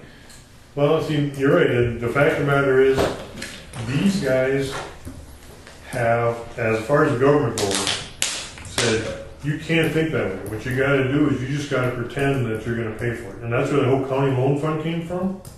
And said, What guy? Who's they? I know. Who's basically, who's they? If you look at all the governing bodies who say you can, the state legislature, the attorney general, the state auditor, all these guys have said. They all got together and said, to hell with the taxpayer.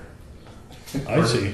Well, I'm saying, from that perspective, you're right. They just said, we're going to put on paper that we're going to protect you, and then we're going to steamroll you, and then we're going to throw some gobbledygook at you, and make it look good, and we're going to be done. What happened is, the Century Code specifies exactly how this has been done. In practice, people kept ignoring it, and how many times have you heard this? Well, we've done that before, we'll just do it again. Well, that becomes epidemic, and it goes all the way from here all the way to our federal government.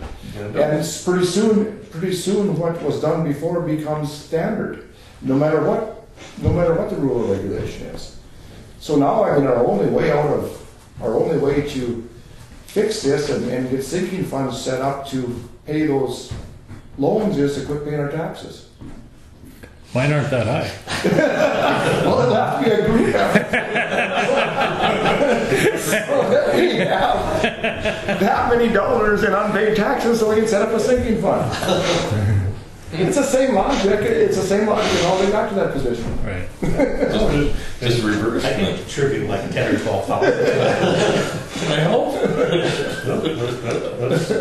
That's the nature of the beast, and the fact is they go, this is a legal document because the bank signed it and gave you money, therefore you're under contract. And that's what the perspective you do with this report is. You have a signed contract to provide these guys repay the loan. Entered into illegally. And everybody goes, we're going to look past that. One kind of little piece. I guess no, it might be a big piece. And they look past it. You're right. And, every time you talk about any issues and the facts come back, that they always blow up in our faces. And that's the part where I don't get it either when you talk about that, is you should say, you know what, every time you have Century Code and you spend all your time trying to beat the Century Code, all it does is cause conflict and it blows up in your face every time. And that's the part where, and the one thing if you look at it, when they establish a county loan levy, by virtue of having not even have to have a loan, well, this makes no sense. When he did that whole, the one that they eliminated that John talked about, and now they eliminated, you go, by virtue, aren't you doing what you just said over here in this section? You can't do it? Now you're telling them to do it this way and you're okay? I don't get it either. And their answer is, you gotta quit thinking about it, just do it. And don't Well, I worry mean, about it. it's pretty, I think Troy's concern and my concern is that there is no, if the county commission isn't willing to regulate themselves, there's no dissenting voice to what they've done. And so this county commission is different. We're willing to regulate ourselves, but and I see how it gets out of hand because the county commission that did it that way wants the auditor's approval to do it that way. But what is the auditor's obligation? Is he just supposed to rubber stamp it and say, yeah, that's okay, or should he raise a concern? And then that's, Troy and I have all dealt with auditors on different, through different levels of our lives, and typically an auditor doesn't take a stance one way or another. He just interprets the books and tells you whether or not what you did is correct or not. And I think that's the difference that we're seeing here. And I think, the one part you run into is, if you would get, and I'd love to see the Attorney General opinion on it, because I'd love to have put those guys in the hot seat and say, did these counties incur legal debt? What guys? Any county that issues those certificate of debt, is it a legal document? Can they do that? And under what circumstances? And is this legal? Now, they don't want to do it. This is not. And see, they don't want to do it. They're saying is, you know what, Troy, can you just let it go? Can you just let it go? Do you have to be that way, buddy? But I'm saying, that's where, when you start going against it, that's why I said, when I came, those were already in there too. This wasn't the only that's ever been issued. There's been some that's been paid off, but when I first took over, there was like 6 of those loans on there, and everybody said, we're good with them. Every entity involved said, we're good with them. And so you look at it, you go, okay, at what point in time, what basis then, if everybody tells you it's okay, do you say it's not okay? And that's why it would be great to get those guys online to say, you tell me how they can do that. And then Sayer doesn't even put it in his loans portfolio at Citizen State Bank. He did it either, I don't know, I'm not privy to his holding company books. He either did it at the holding company level or he did it at the general ledger level. Really? Not in the, it's not an asset of the bank. Really? But he's taking the income tax free because it's a municipal loan, Right. but he charges the county 5 or 6%. So his tax equivalent yield is 7.5% or something. Of course, those county commissioners aren't sharp enough to know the difference. So they sign the loan documents and off away we go. I think if you took those documents. So he's on my list too, Harold. But no, and I think these are kind of parts where I think it'd be nice to, when you look at issues, and I think the building's working along the same lines, and everybody say, okay, is anybody ever going to do something? Or is everybody going to do an ostrich? And right now, until you can prove unequivocally where everybody goes, no, see, and that's like the reason I sent you Grand Forks County going, those guys are like, I don't care what anything says. We're going to do it our way. And I can show you different places that have all. But I can tell you one thing right now, Spud Murphy is not putting much input into how that books are set up in Grand Forks County. It's the auditing staff that does that. Right. Oh yeah. No, I don't know. And sometimes those guys, can you find a way to make this work? I know Spud. Okay. He's more worried about what flavor the donuts are than he is about. You don't have to answer this, but that brings something up. Can you find a way to make this work? Were you asked that question when they decided to do this project out here? Like I said, you don't have to answer. Was I asked that question? Yeah. Thankfully, no. Okay. I did my Pontius Pilate. I said, I'm not touching it. And I don't touch it either way. Not Colonel Schultz? No, I don't like that one. I don't do that one too. So, Sergeant Schultz, I guess. He wasn't a colonel. one other question that we're coming across doing this year's budget, and it relates to these loan funds here. And right now we have one of them that was budgeted into the emergency fund, and it's clearly not allowed in the emergency fund. The emergency fund is strictly for just that, emergencies. How do we deal with now paying, where do we budget that thing? Where do we put it? Looks like you see that guy over there, the second number? That 316? That's what money's coming to pay for, unless you wanna levy additional taxes. Ultimately, the one thing about county government, everything eventually, if it doesn't sit anywhere, general fund. General fund you have to pay for it. Every bill that nobody's responsible for, I they're responsible. understand. But that's how you budget for it, and unfortunately, that's just it, you go, so we gotta take money out to cover this. Yep. I know, but we can't legally budget for it. But it's where it's at now. We can't legally budget for it. We can't morally not pay the bill. What position? Where are you at? That's the dilemma. So we're forced to Have an ongoing emergency for 7 years. But you and I both know that isn't the case. Well, pay it off out of reserves, you mean? Well, the emergency reserve, I mean, if you say, whatever, if you just got the emergency fund, it's big, just say, we're gonna make one big emergency, be done. But we can't, we could never have made the obligation, and so we can't pay the obligation. Yes, if it was a one-time deal, we could do it within the budgetary constraints of 1 year, the general fund. But now that it's an ongoing debt, once it went past 1 year, it's kind of out there in no man's land. It is, you're absolutely right. And this is where people talk about it going, and this is where we come back to that thing we were talking about last time, meeting going, isn't there one way to do stuff? You know, these people start, and again, part of it is there a way I can baffle people and just confuse people and just get it through and plug my nose? And that's ultimately what people fall back on when they want to make decisions. They go, I don't care for right, I just want done. Well, I have to say, Harold, you must have learned some of that over the years, so I've been baffled by you a few times. I try not to, but I know I do that. And and that's the thing where, But one of us is starting to understand the other, and I don't know which one it is, but we'll... But if you look at it, and when you take the literal interpretation, which you do, John, which I agree in, and the things you talk about, then you go, I got no practical solution, and you don't.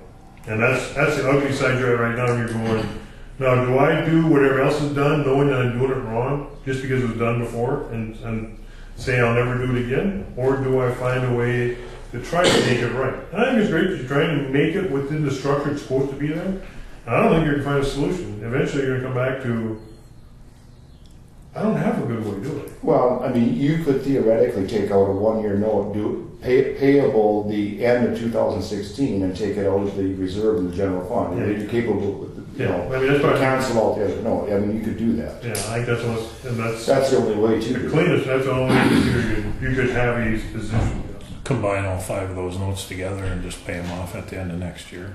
I don't know if you could pay them off. I think you'd have to take out a note and have in 2016, so that transaction started in 2016, but make the note payable by the end of 16. Take the funds from that note, pay off those other notes, and then pay off the zero.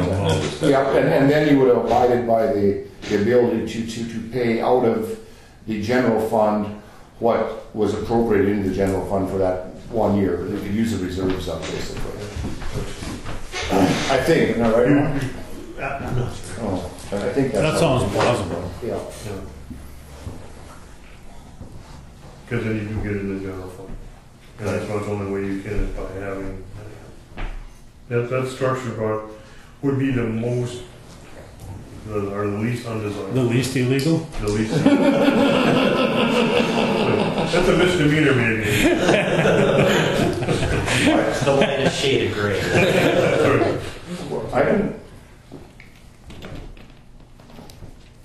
When did we get 5 of them?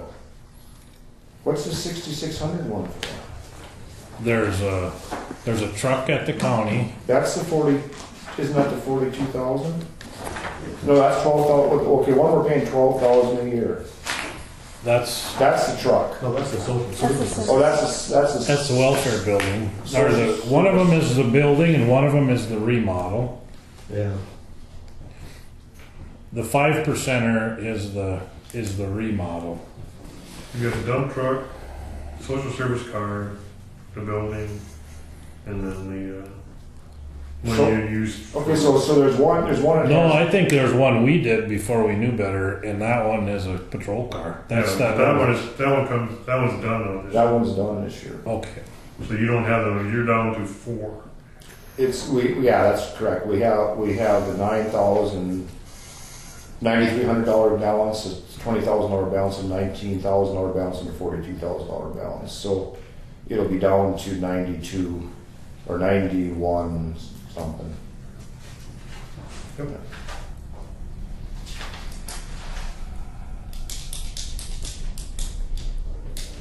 So our past discretion is gone. That's cool. Save us from being a hypocrite. Okay. Any questions?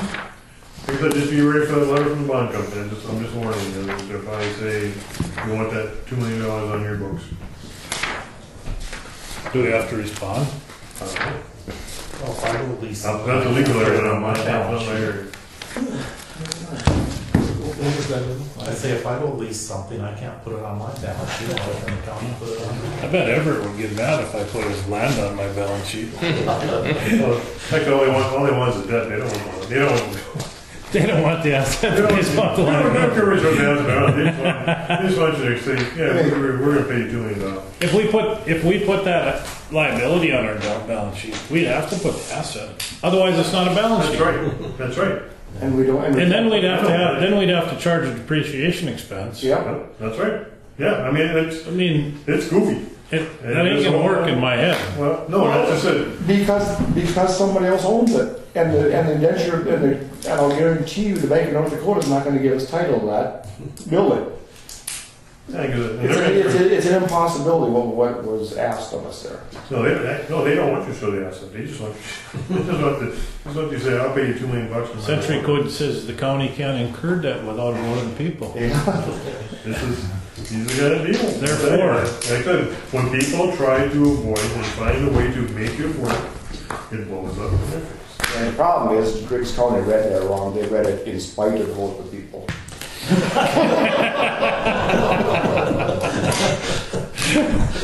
Yeah, that's the garbage. Sorry. 2 little words done. Yeah, I got mixed up. All right. If you have any questions, let me know. You need us to prove this, right? Accept it. And again, just so you understand, you wanted to accept it though with the component units added and just one column, right? I don't know that. Do you have a preference or not? You can accept it as is, or you can accept it with those 2 combined. Do we want the water board, the fair board, and as they are now? standing alone? That's fine, I don't care. Doesn't matter. I don't know.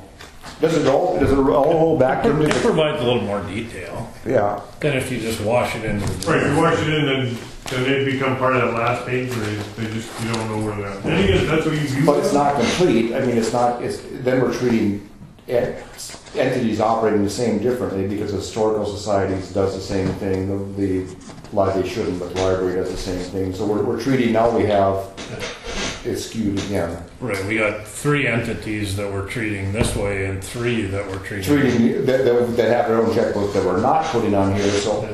And we're treating, and none of these component units, the ones that have their taxing authority, they're not in here, so in order to have everything the same, I think we should roll it into the government activities. Or take the other ones out, or roll the other ones over. I got no problem, I'll blend it in. That's like I said, that's. I don't know. And again, some people some counties say it's not ours because they're separate boards. And then you say, but you still have this final say, yeah, I do, well, then they are yours. If that child comes home and says, I got $1 million and a bill and I don't know how to pay for it, the county's gonna find a way to pay for it. If, the water resource board comes to you and says, we have to do this project and we don't have any money, then you say, well, as a county, we have to say, or make it. So that means they're part of you. Component union kind of says they're us, but they're not really. And I have no problem either way. I can show them, I can put them in. I really don't either, but but it doesn't matter to me. What are your wishes, gentlemen? About the same, it really doesn't matter to me very much. I mean, you're on the water board, I don't know if they. It provides more detail if they're all listed separately. I don't know who looks for that detail. And I would say ultimately, if you truly combine the money, bringing the checkbooks in, then your separateness becomes less so. And that's kind of, that's usually been a criteria. If they're part of the county, because they're part of the county and their check cashes are yours, then it's on the column, first column. If they're not their own checkbooks, then the counties have traditionally said then they're in that. They all have their own checkbook, so, right? And we're only accounting for 3 of them. Well, if you abide by, on page 19, if you abide by section B here, as government-wide statements, a statement of the net assets and a statement of the activity to display information about the primary government of the county. These statements include the financial activities of the overall government. They are part of our overall government, so they need to be included, rolled into the county. We'll put them in there. Well, I mean, that's... Yeah, and I see again, these are the kind of deals where people go, I don't care what the rules are, here's what we're going to do. And for whatever reason, sometimes it comes on the turf where they go, we don't want to take responsibility, so kind of if we put you in a component unit thing, we don't. You go, but you still do. You know, like, for example, like Barnes County had that with City County Health. And they had big issues because it was a separate board, they were fighting each other for a few years back. And they said, are you us, or are you not us? And in reality, when they are you, then they are you, and they should be part of it. It doesn't end up changing our ending balance, does it? Nope. Because people would add the two together anyway. They go, Yeah. because most people say, well, then I'm going to take this 2.3 and this 279, and I'm going to tell you the county has $2.6 million. So, and it goes on to say that prior eliminations have been made to minimize the double counting of the internal activities. So, I mean, those numbers exist within the county without putting it on a separate sheet here, but it doesn't, you know. Well, I'm trying to find a statement. Where was the statement about the building authority? What page was that? the lease is on 29.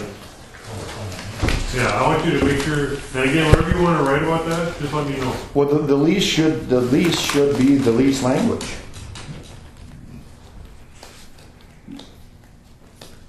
You know, the one problem I've had is most of the examples I've seen, they're always treated as a capital lease. So since No, I mean the actual lease. The one that this bad boy? right. There, that describes what the lease is. Okay, you want to use those terms? Well, that's what it is. Okay. No, but see, sometimes people, they say this is too technical, kind of summarize it, but I mean, yeah. Which, And just have Ron Halverson okay it. On both the sides of it. okay, I will modify that, and why don't you wait before you accept it to get that in, because I just didn't make sure that. Do you have the opening statement of that lease? The definition of it? Alright, tell me which one you want. It's Article 3, I think, isn't it, Ron? I'm not sure.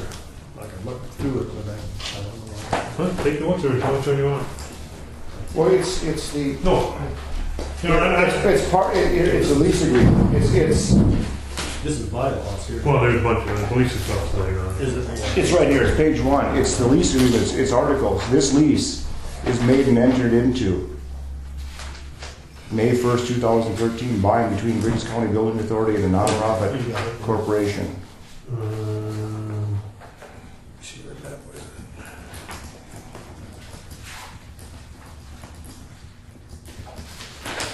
I mean, you can reference it.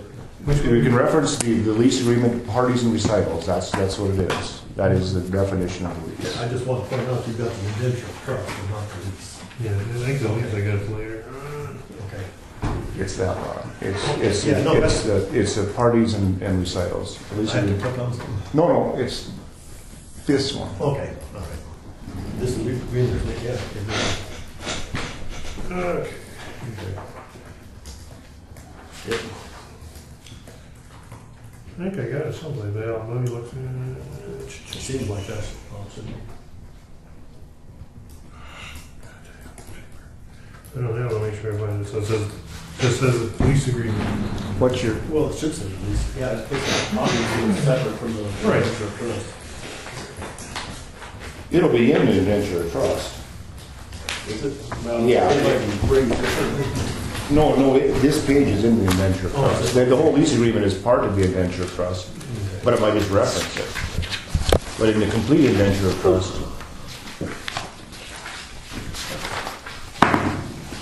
Who's putting in the slip?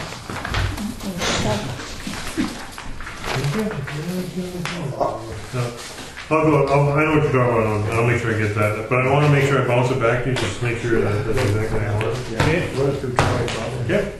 Perfect. Thank you very much. You bet. Actually, now I gotta go up and our son's harvesting wheat right now up in Tonus. So I'm thinking I might get lucky and ride over the combine. thank you, but I want to ask you one more question, you don't have to answer. Okay. If you weren't involved in this whole thing, why are you carrying around an indenture of trust with you? Okay, this is When the Griggs County wasn't a party to that at all. remember, this comes back to the first report that had the building authority in it as a component unit. That is well, because in theory, under all traditional rules, it needed it. So because of that, that had to be looked at. Griggs County is not a party to the indenture of trust, and the state's still written the indenture of trust. The only people that were party to that was Bank of North Dakota and the building authority. But I guess I didn't want you to answer. I just wanted. No, that's right. No, but they. All right. Thank you very much. All right. Thank you. Yeah, the traditional non-rules. Traditional rules.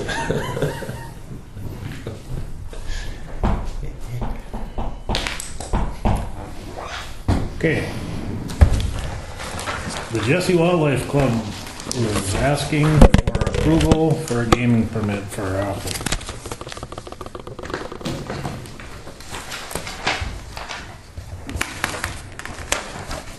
I'll make a motion we approve, rats raffle for the approved Lake Jesse Wildlife Club. Been moved by Sean to approve the gaming application for the Jesse Wildlife Club. Is there a second to that motion? I'd second. Seconded by Dale. Is there any discussion? Is there any discussion? Is there any further discussion? Seeing none, we'll proceed to vote. All in favor, say aye. Aye. Opposed, same sign. Motion carries. Okay, 2016 budget.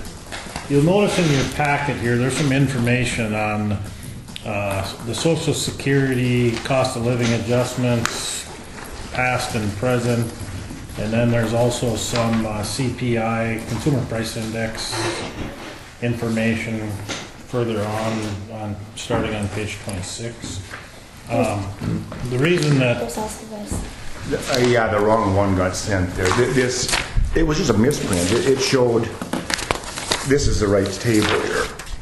It showed 1.17 for 14 in that one that was in the packet. That's not right. See right there, that's not right. They just transposed it the wrong way. Here's the right. 14 was 15%. 1.5. Yeah, and 15 was 17%. Here, see, they have 1.7. they moved it. This should be 15, 14. Okay. So here's the right one.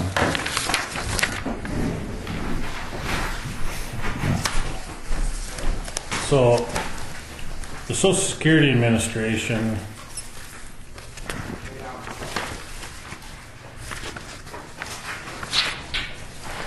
adjusted Social Security payments in 2014 by 1.5%. And in January of 2015, they adjusted them 1.7%. Now, the reason that we need to look at this today is just because when we're going through the budgeting process and trying to figure out what we should be budgeting for labor costs in 2016, the folks that are working on the budget, namely Sam, need to have a number because the department heads have made proposals in their preliminary budgets and they're all over the board. So I think we need to provide some continuity. Obviously, the cost of living, the consumer price index in 2000, if you look at the 12-month average in that second stuff from the Bureau of Labor Statistics, wherever it came from,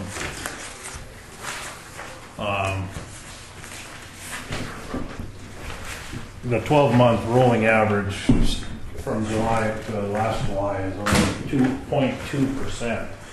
And the reason, of course, is because the commodities have reduced their value so much over the course of 2015 that it's offset any other increases that may have occurred. But I think we need to give Samantha some idea of what we're going to be looking at for the 2016 budget so that the department heads can act accordingly.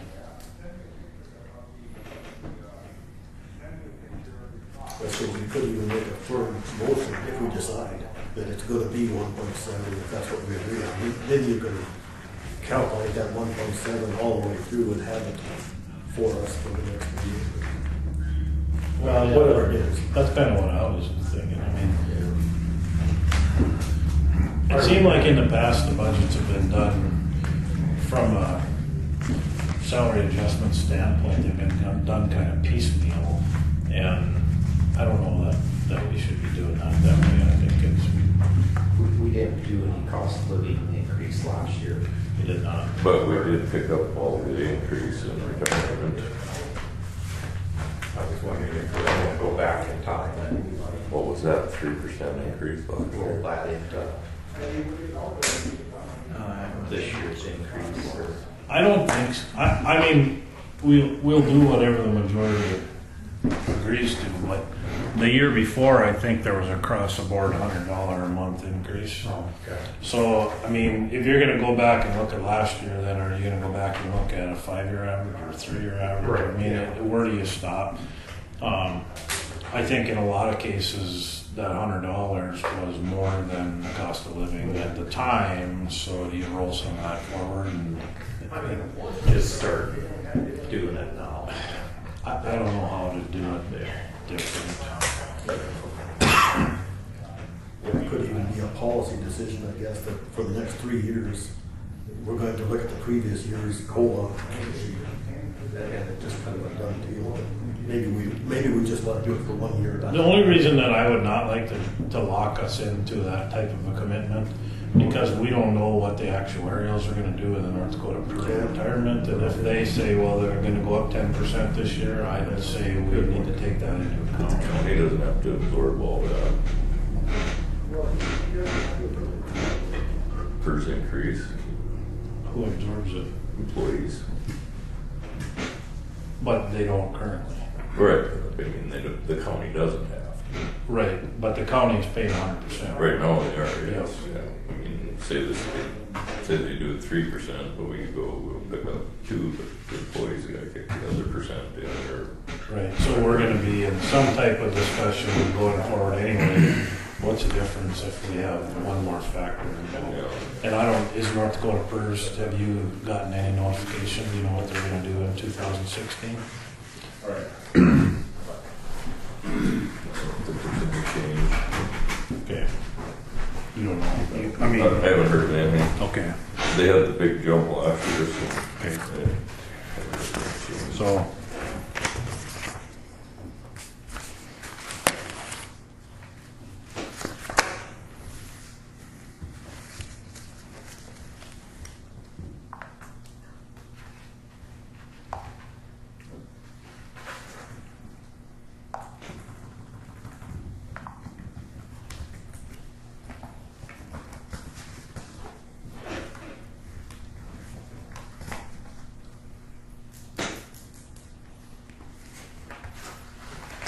Thoughts? Motions? We just need a decision on what to do with it so that we can adjust the wages when we go through these budgets. Yeah. Well, I've cut been like talking- this, it looks like maybe like a 1.5 to 2%.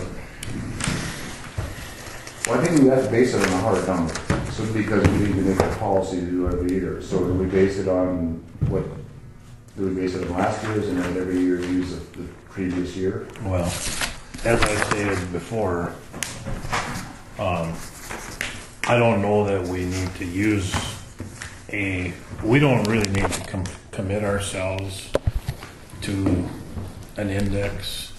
No. Because there are other factors that play into this. North Dakota PERS changes, the health insurance. I mean, so what are the health insurance premiums going to do in 16? They should be staying this. Well, they went up in July, so We just went like up dramatically. Okay. and then that should be But the they same will, for. they'll go up every year, you know, they will. It's a 2-year contract, I think. Every 2 Yeah, I years. Oh, think. that's right. Yeah, I think So- it's supposed to be same. This is a new one this year, right? With the it coincides with the legislative session. Oh, sure. But by going through the budget requests or the 16 proposed budgets, we have pay increases all over the board.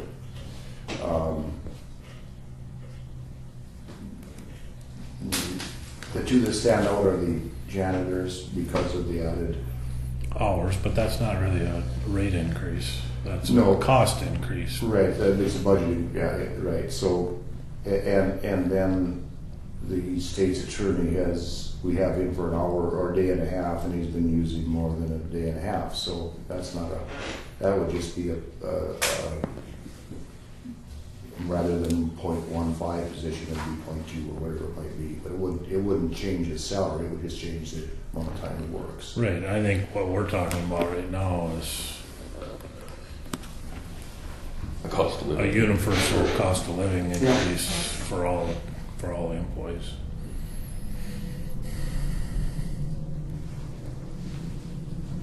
So that we can have some uniformity again, because they're just all different.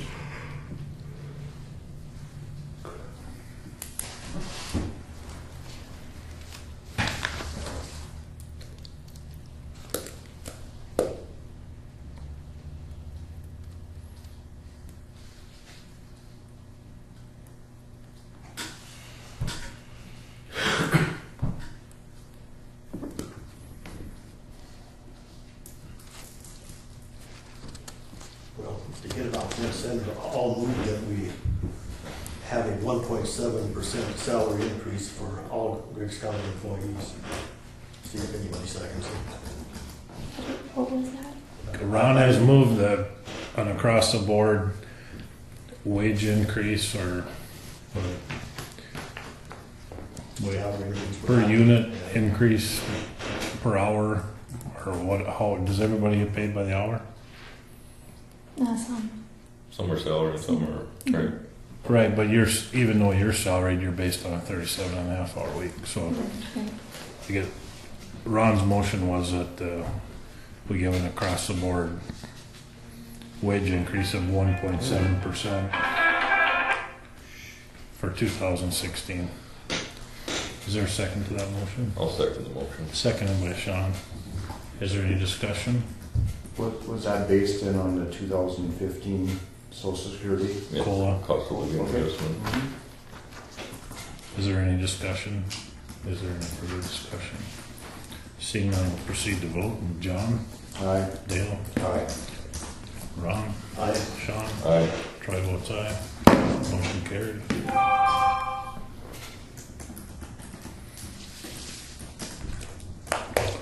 Okay. More budget discussion? We'll be ready to meet sometime next week, so. You guys want to have a special meeting one day I next week? think we should sometime.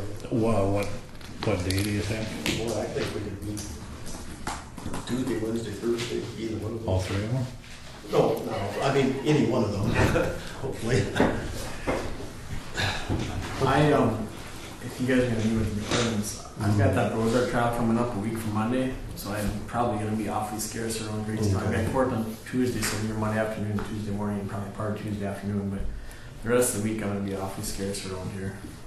But we really need some time to actually run all the numbers through and go through it once ourselves again. To see Yeah, if I suppose we- before, in case we find something, we don't wanna maybe bog down with all of everybody, yeah. What do you got going on We next could week? meet Monday to do that. Should we just do it Friday again? Or you wanna meet sooner? Well, I'd like to, I mean, more than likely when we meet, we're gonna, there's gonna be some questions and we'll have to, Ron and I will have to, and Samantha will have to fix it. And I mean, it might be Friday again too, but I'm sure it needs to be before that. Well, we'll play it by ear. Yeah, Is it Tuesday afternoons? Tuesday works, Wednesday afternoon probably work better. yeah. And then later in the afternoon. and then Tentatively that would work. Like 3 Okay, o'clock or we'll see how it goes. Well, it'll be our only subject, so, Right. Right. yeah, I think Wednesday. Okay. Old courthouse, new courthouse. EOC. Ron said the door came in. Oh, yeah, the door came in, I guess, and I didn't look at it, I imagine the hardware's there.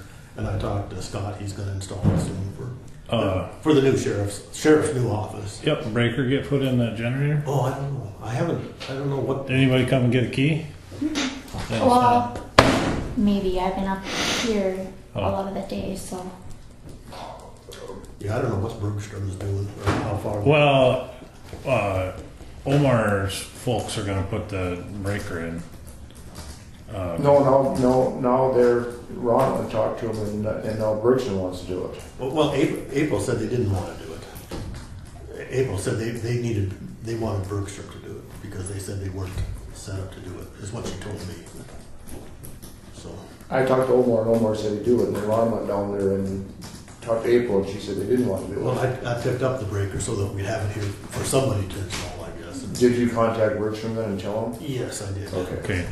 When I talked to Bergstrom out here, Yeah, they didn't really want to alter that generator. okay. They said they would do it, so. Okay, they did say they would do it. They said they would. They told you they would. Okay. But it's not done yet, apparently. Yeah, they kind of indicated they thought this week sometimes they would get it all done and be ready to test it and all that stuff, but I haven't talked to them this week since then. I mean, because I can kind of see why Bergstrom didn't want to do it, because it was spec'd in the bid package to Omar. It was supposed to be in there when I came. And,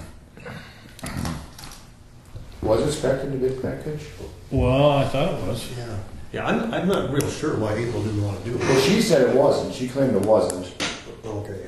But yeah, she just said that's not our, she said we'd have to hire an electrician to do it. I think they got an electrician, but anyway, she just said it wasn't their kind of work. And I believe her. Well, and maybe so. I mean, Ralph Olweger could do it, but, and he's gonna test it, so, I mean, somebody needs to do it. Okay, how about the grant reimbursements? Did you guys learn anything? There was reimbursement requests sent in. Do we have that? I have it in my email. It was about $25,000, and I didn't have a chance to look through it yet to see what all in it. Did it come, did we get a reimbursement? No, we sent it in. Hang on, I got it. Okay. How about the courtroom grant? I don't know anything on that. I just, Has anybody? no, Kelly hasn't done anything? I don't think so. So I should get motivated again, especially on the three that we definitely paid for, those 3 pieces of equipment, for sure. Should for $40,000. That's such a simple deal, but I just haven't gotten there to do it yet. Yeah, the total money expended was $23,255.92. So we can expect we can expect $17,441.91. And that involved $10,592 for K&J flooring. Schultz Plumbing and Heating was $1,015. TD TJ Electronics was $4,471, whole body glass $364, Schultz Plumbing again for $1,671, TJ's for $352, Abraham Sales and Service $200, and TJ's again for $3566.36. So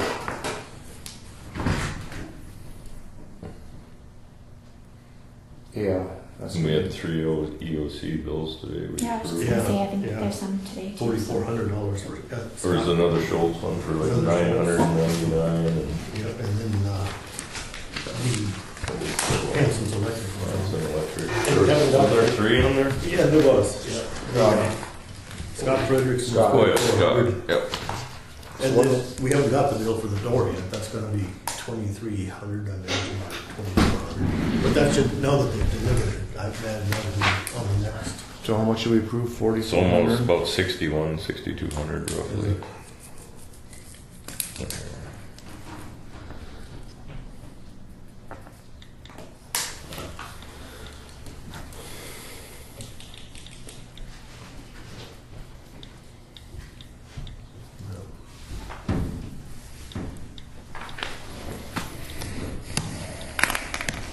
$61,6210.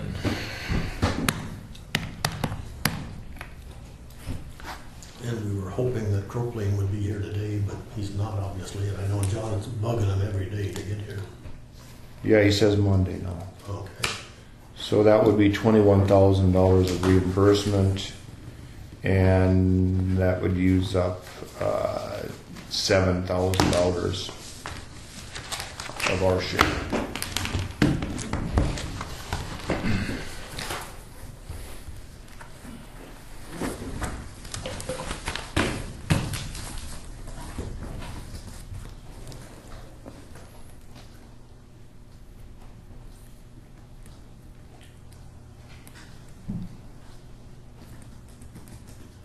Yeah, I guess that's.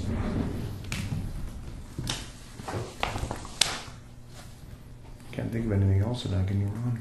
Oh, I talked to Schultz about, he was gonna order some dampeners for some big isolated mounts for the units, but he didn't think that was it. He thought it might be air or something in the system, causing that high pitched vibration. Oh, he's gonna look at them again? Yeah. And I think TJ's done, isn't he? I don't know for sure. I hope he is. Right. He's billed us for quite a bit, but yeah, I think he moved all the servers from your area out to the new IT room. It seems to be working, so as far as I know, he's all fine. Right. So I think anytime the state's attorney and the sheriff could start moving stuff in there, I mean, stuff that they could do with, you know. But it looks, can't set up office there until we get the sidewalks in, but it looks like the inside of it's going down. The electrical inspector hasn't been here yet? No. No. They're waiting to test the generator, if they can sign off on the whole thing. Sure. But that's when we'll get a certificate of occupancy? Yeah. Right. Presumably? Okay. Okay, anything else? I have two things. That lawsuit was filed. Served it on Tuesday, filed it on Wednesday, as you guys probably read in the paper. And I'm working on Title VI. Okay, So Okay. that should be done. Good. Yeah, I saw we were in the Grand Forks Herald today. I have this, and I would like to know where you would like me to, what you would like me to do with it.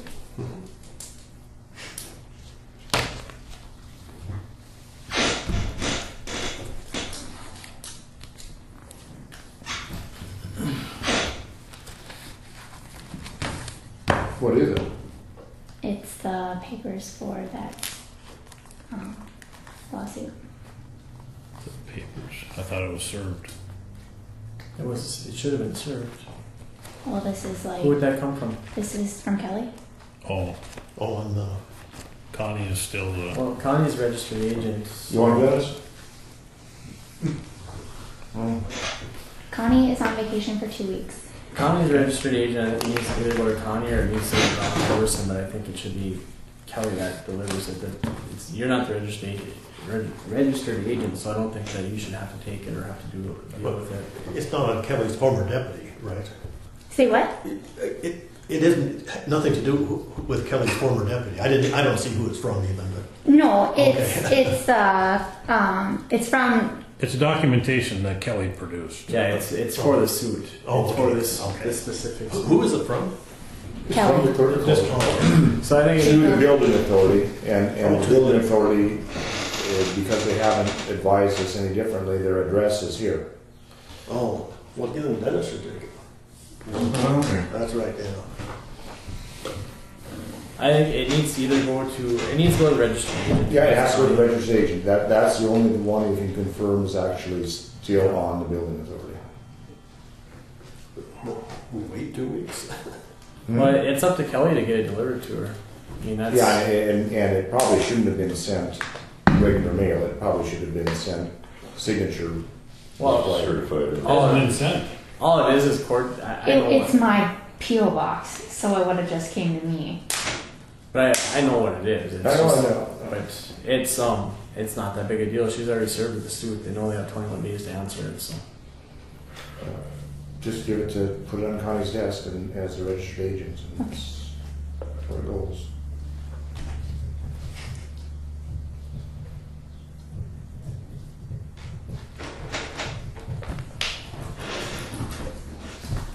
Anything else for the good of the order? I'll move we adjourn. Been moved by Sean that we adjourn. Is there a second to the motion? A second. Seconded by Dale. Is there any discussion?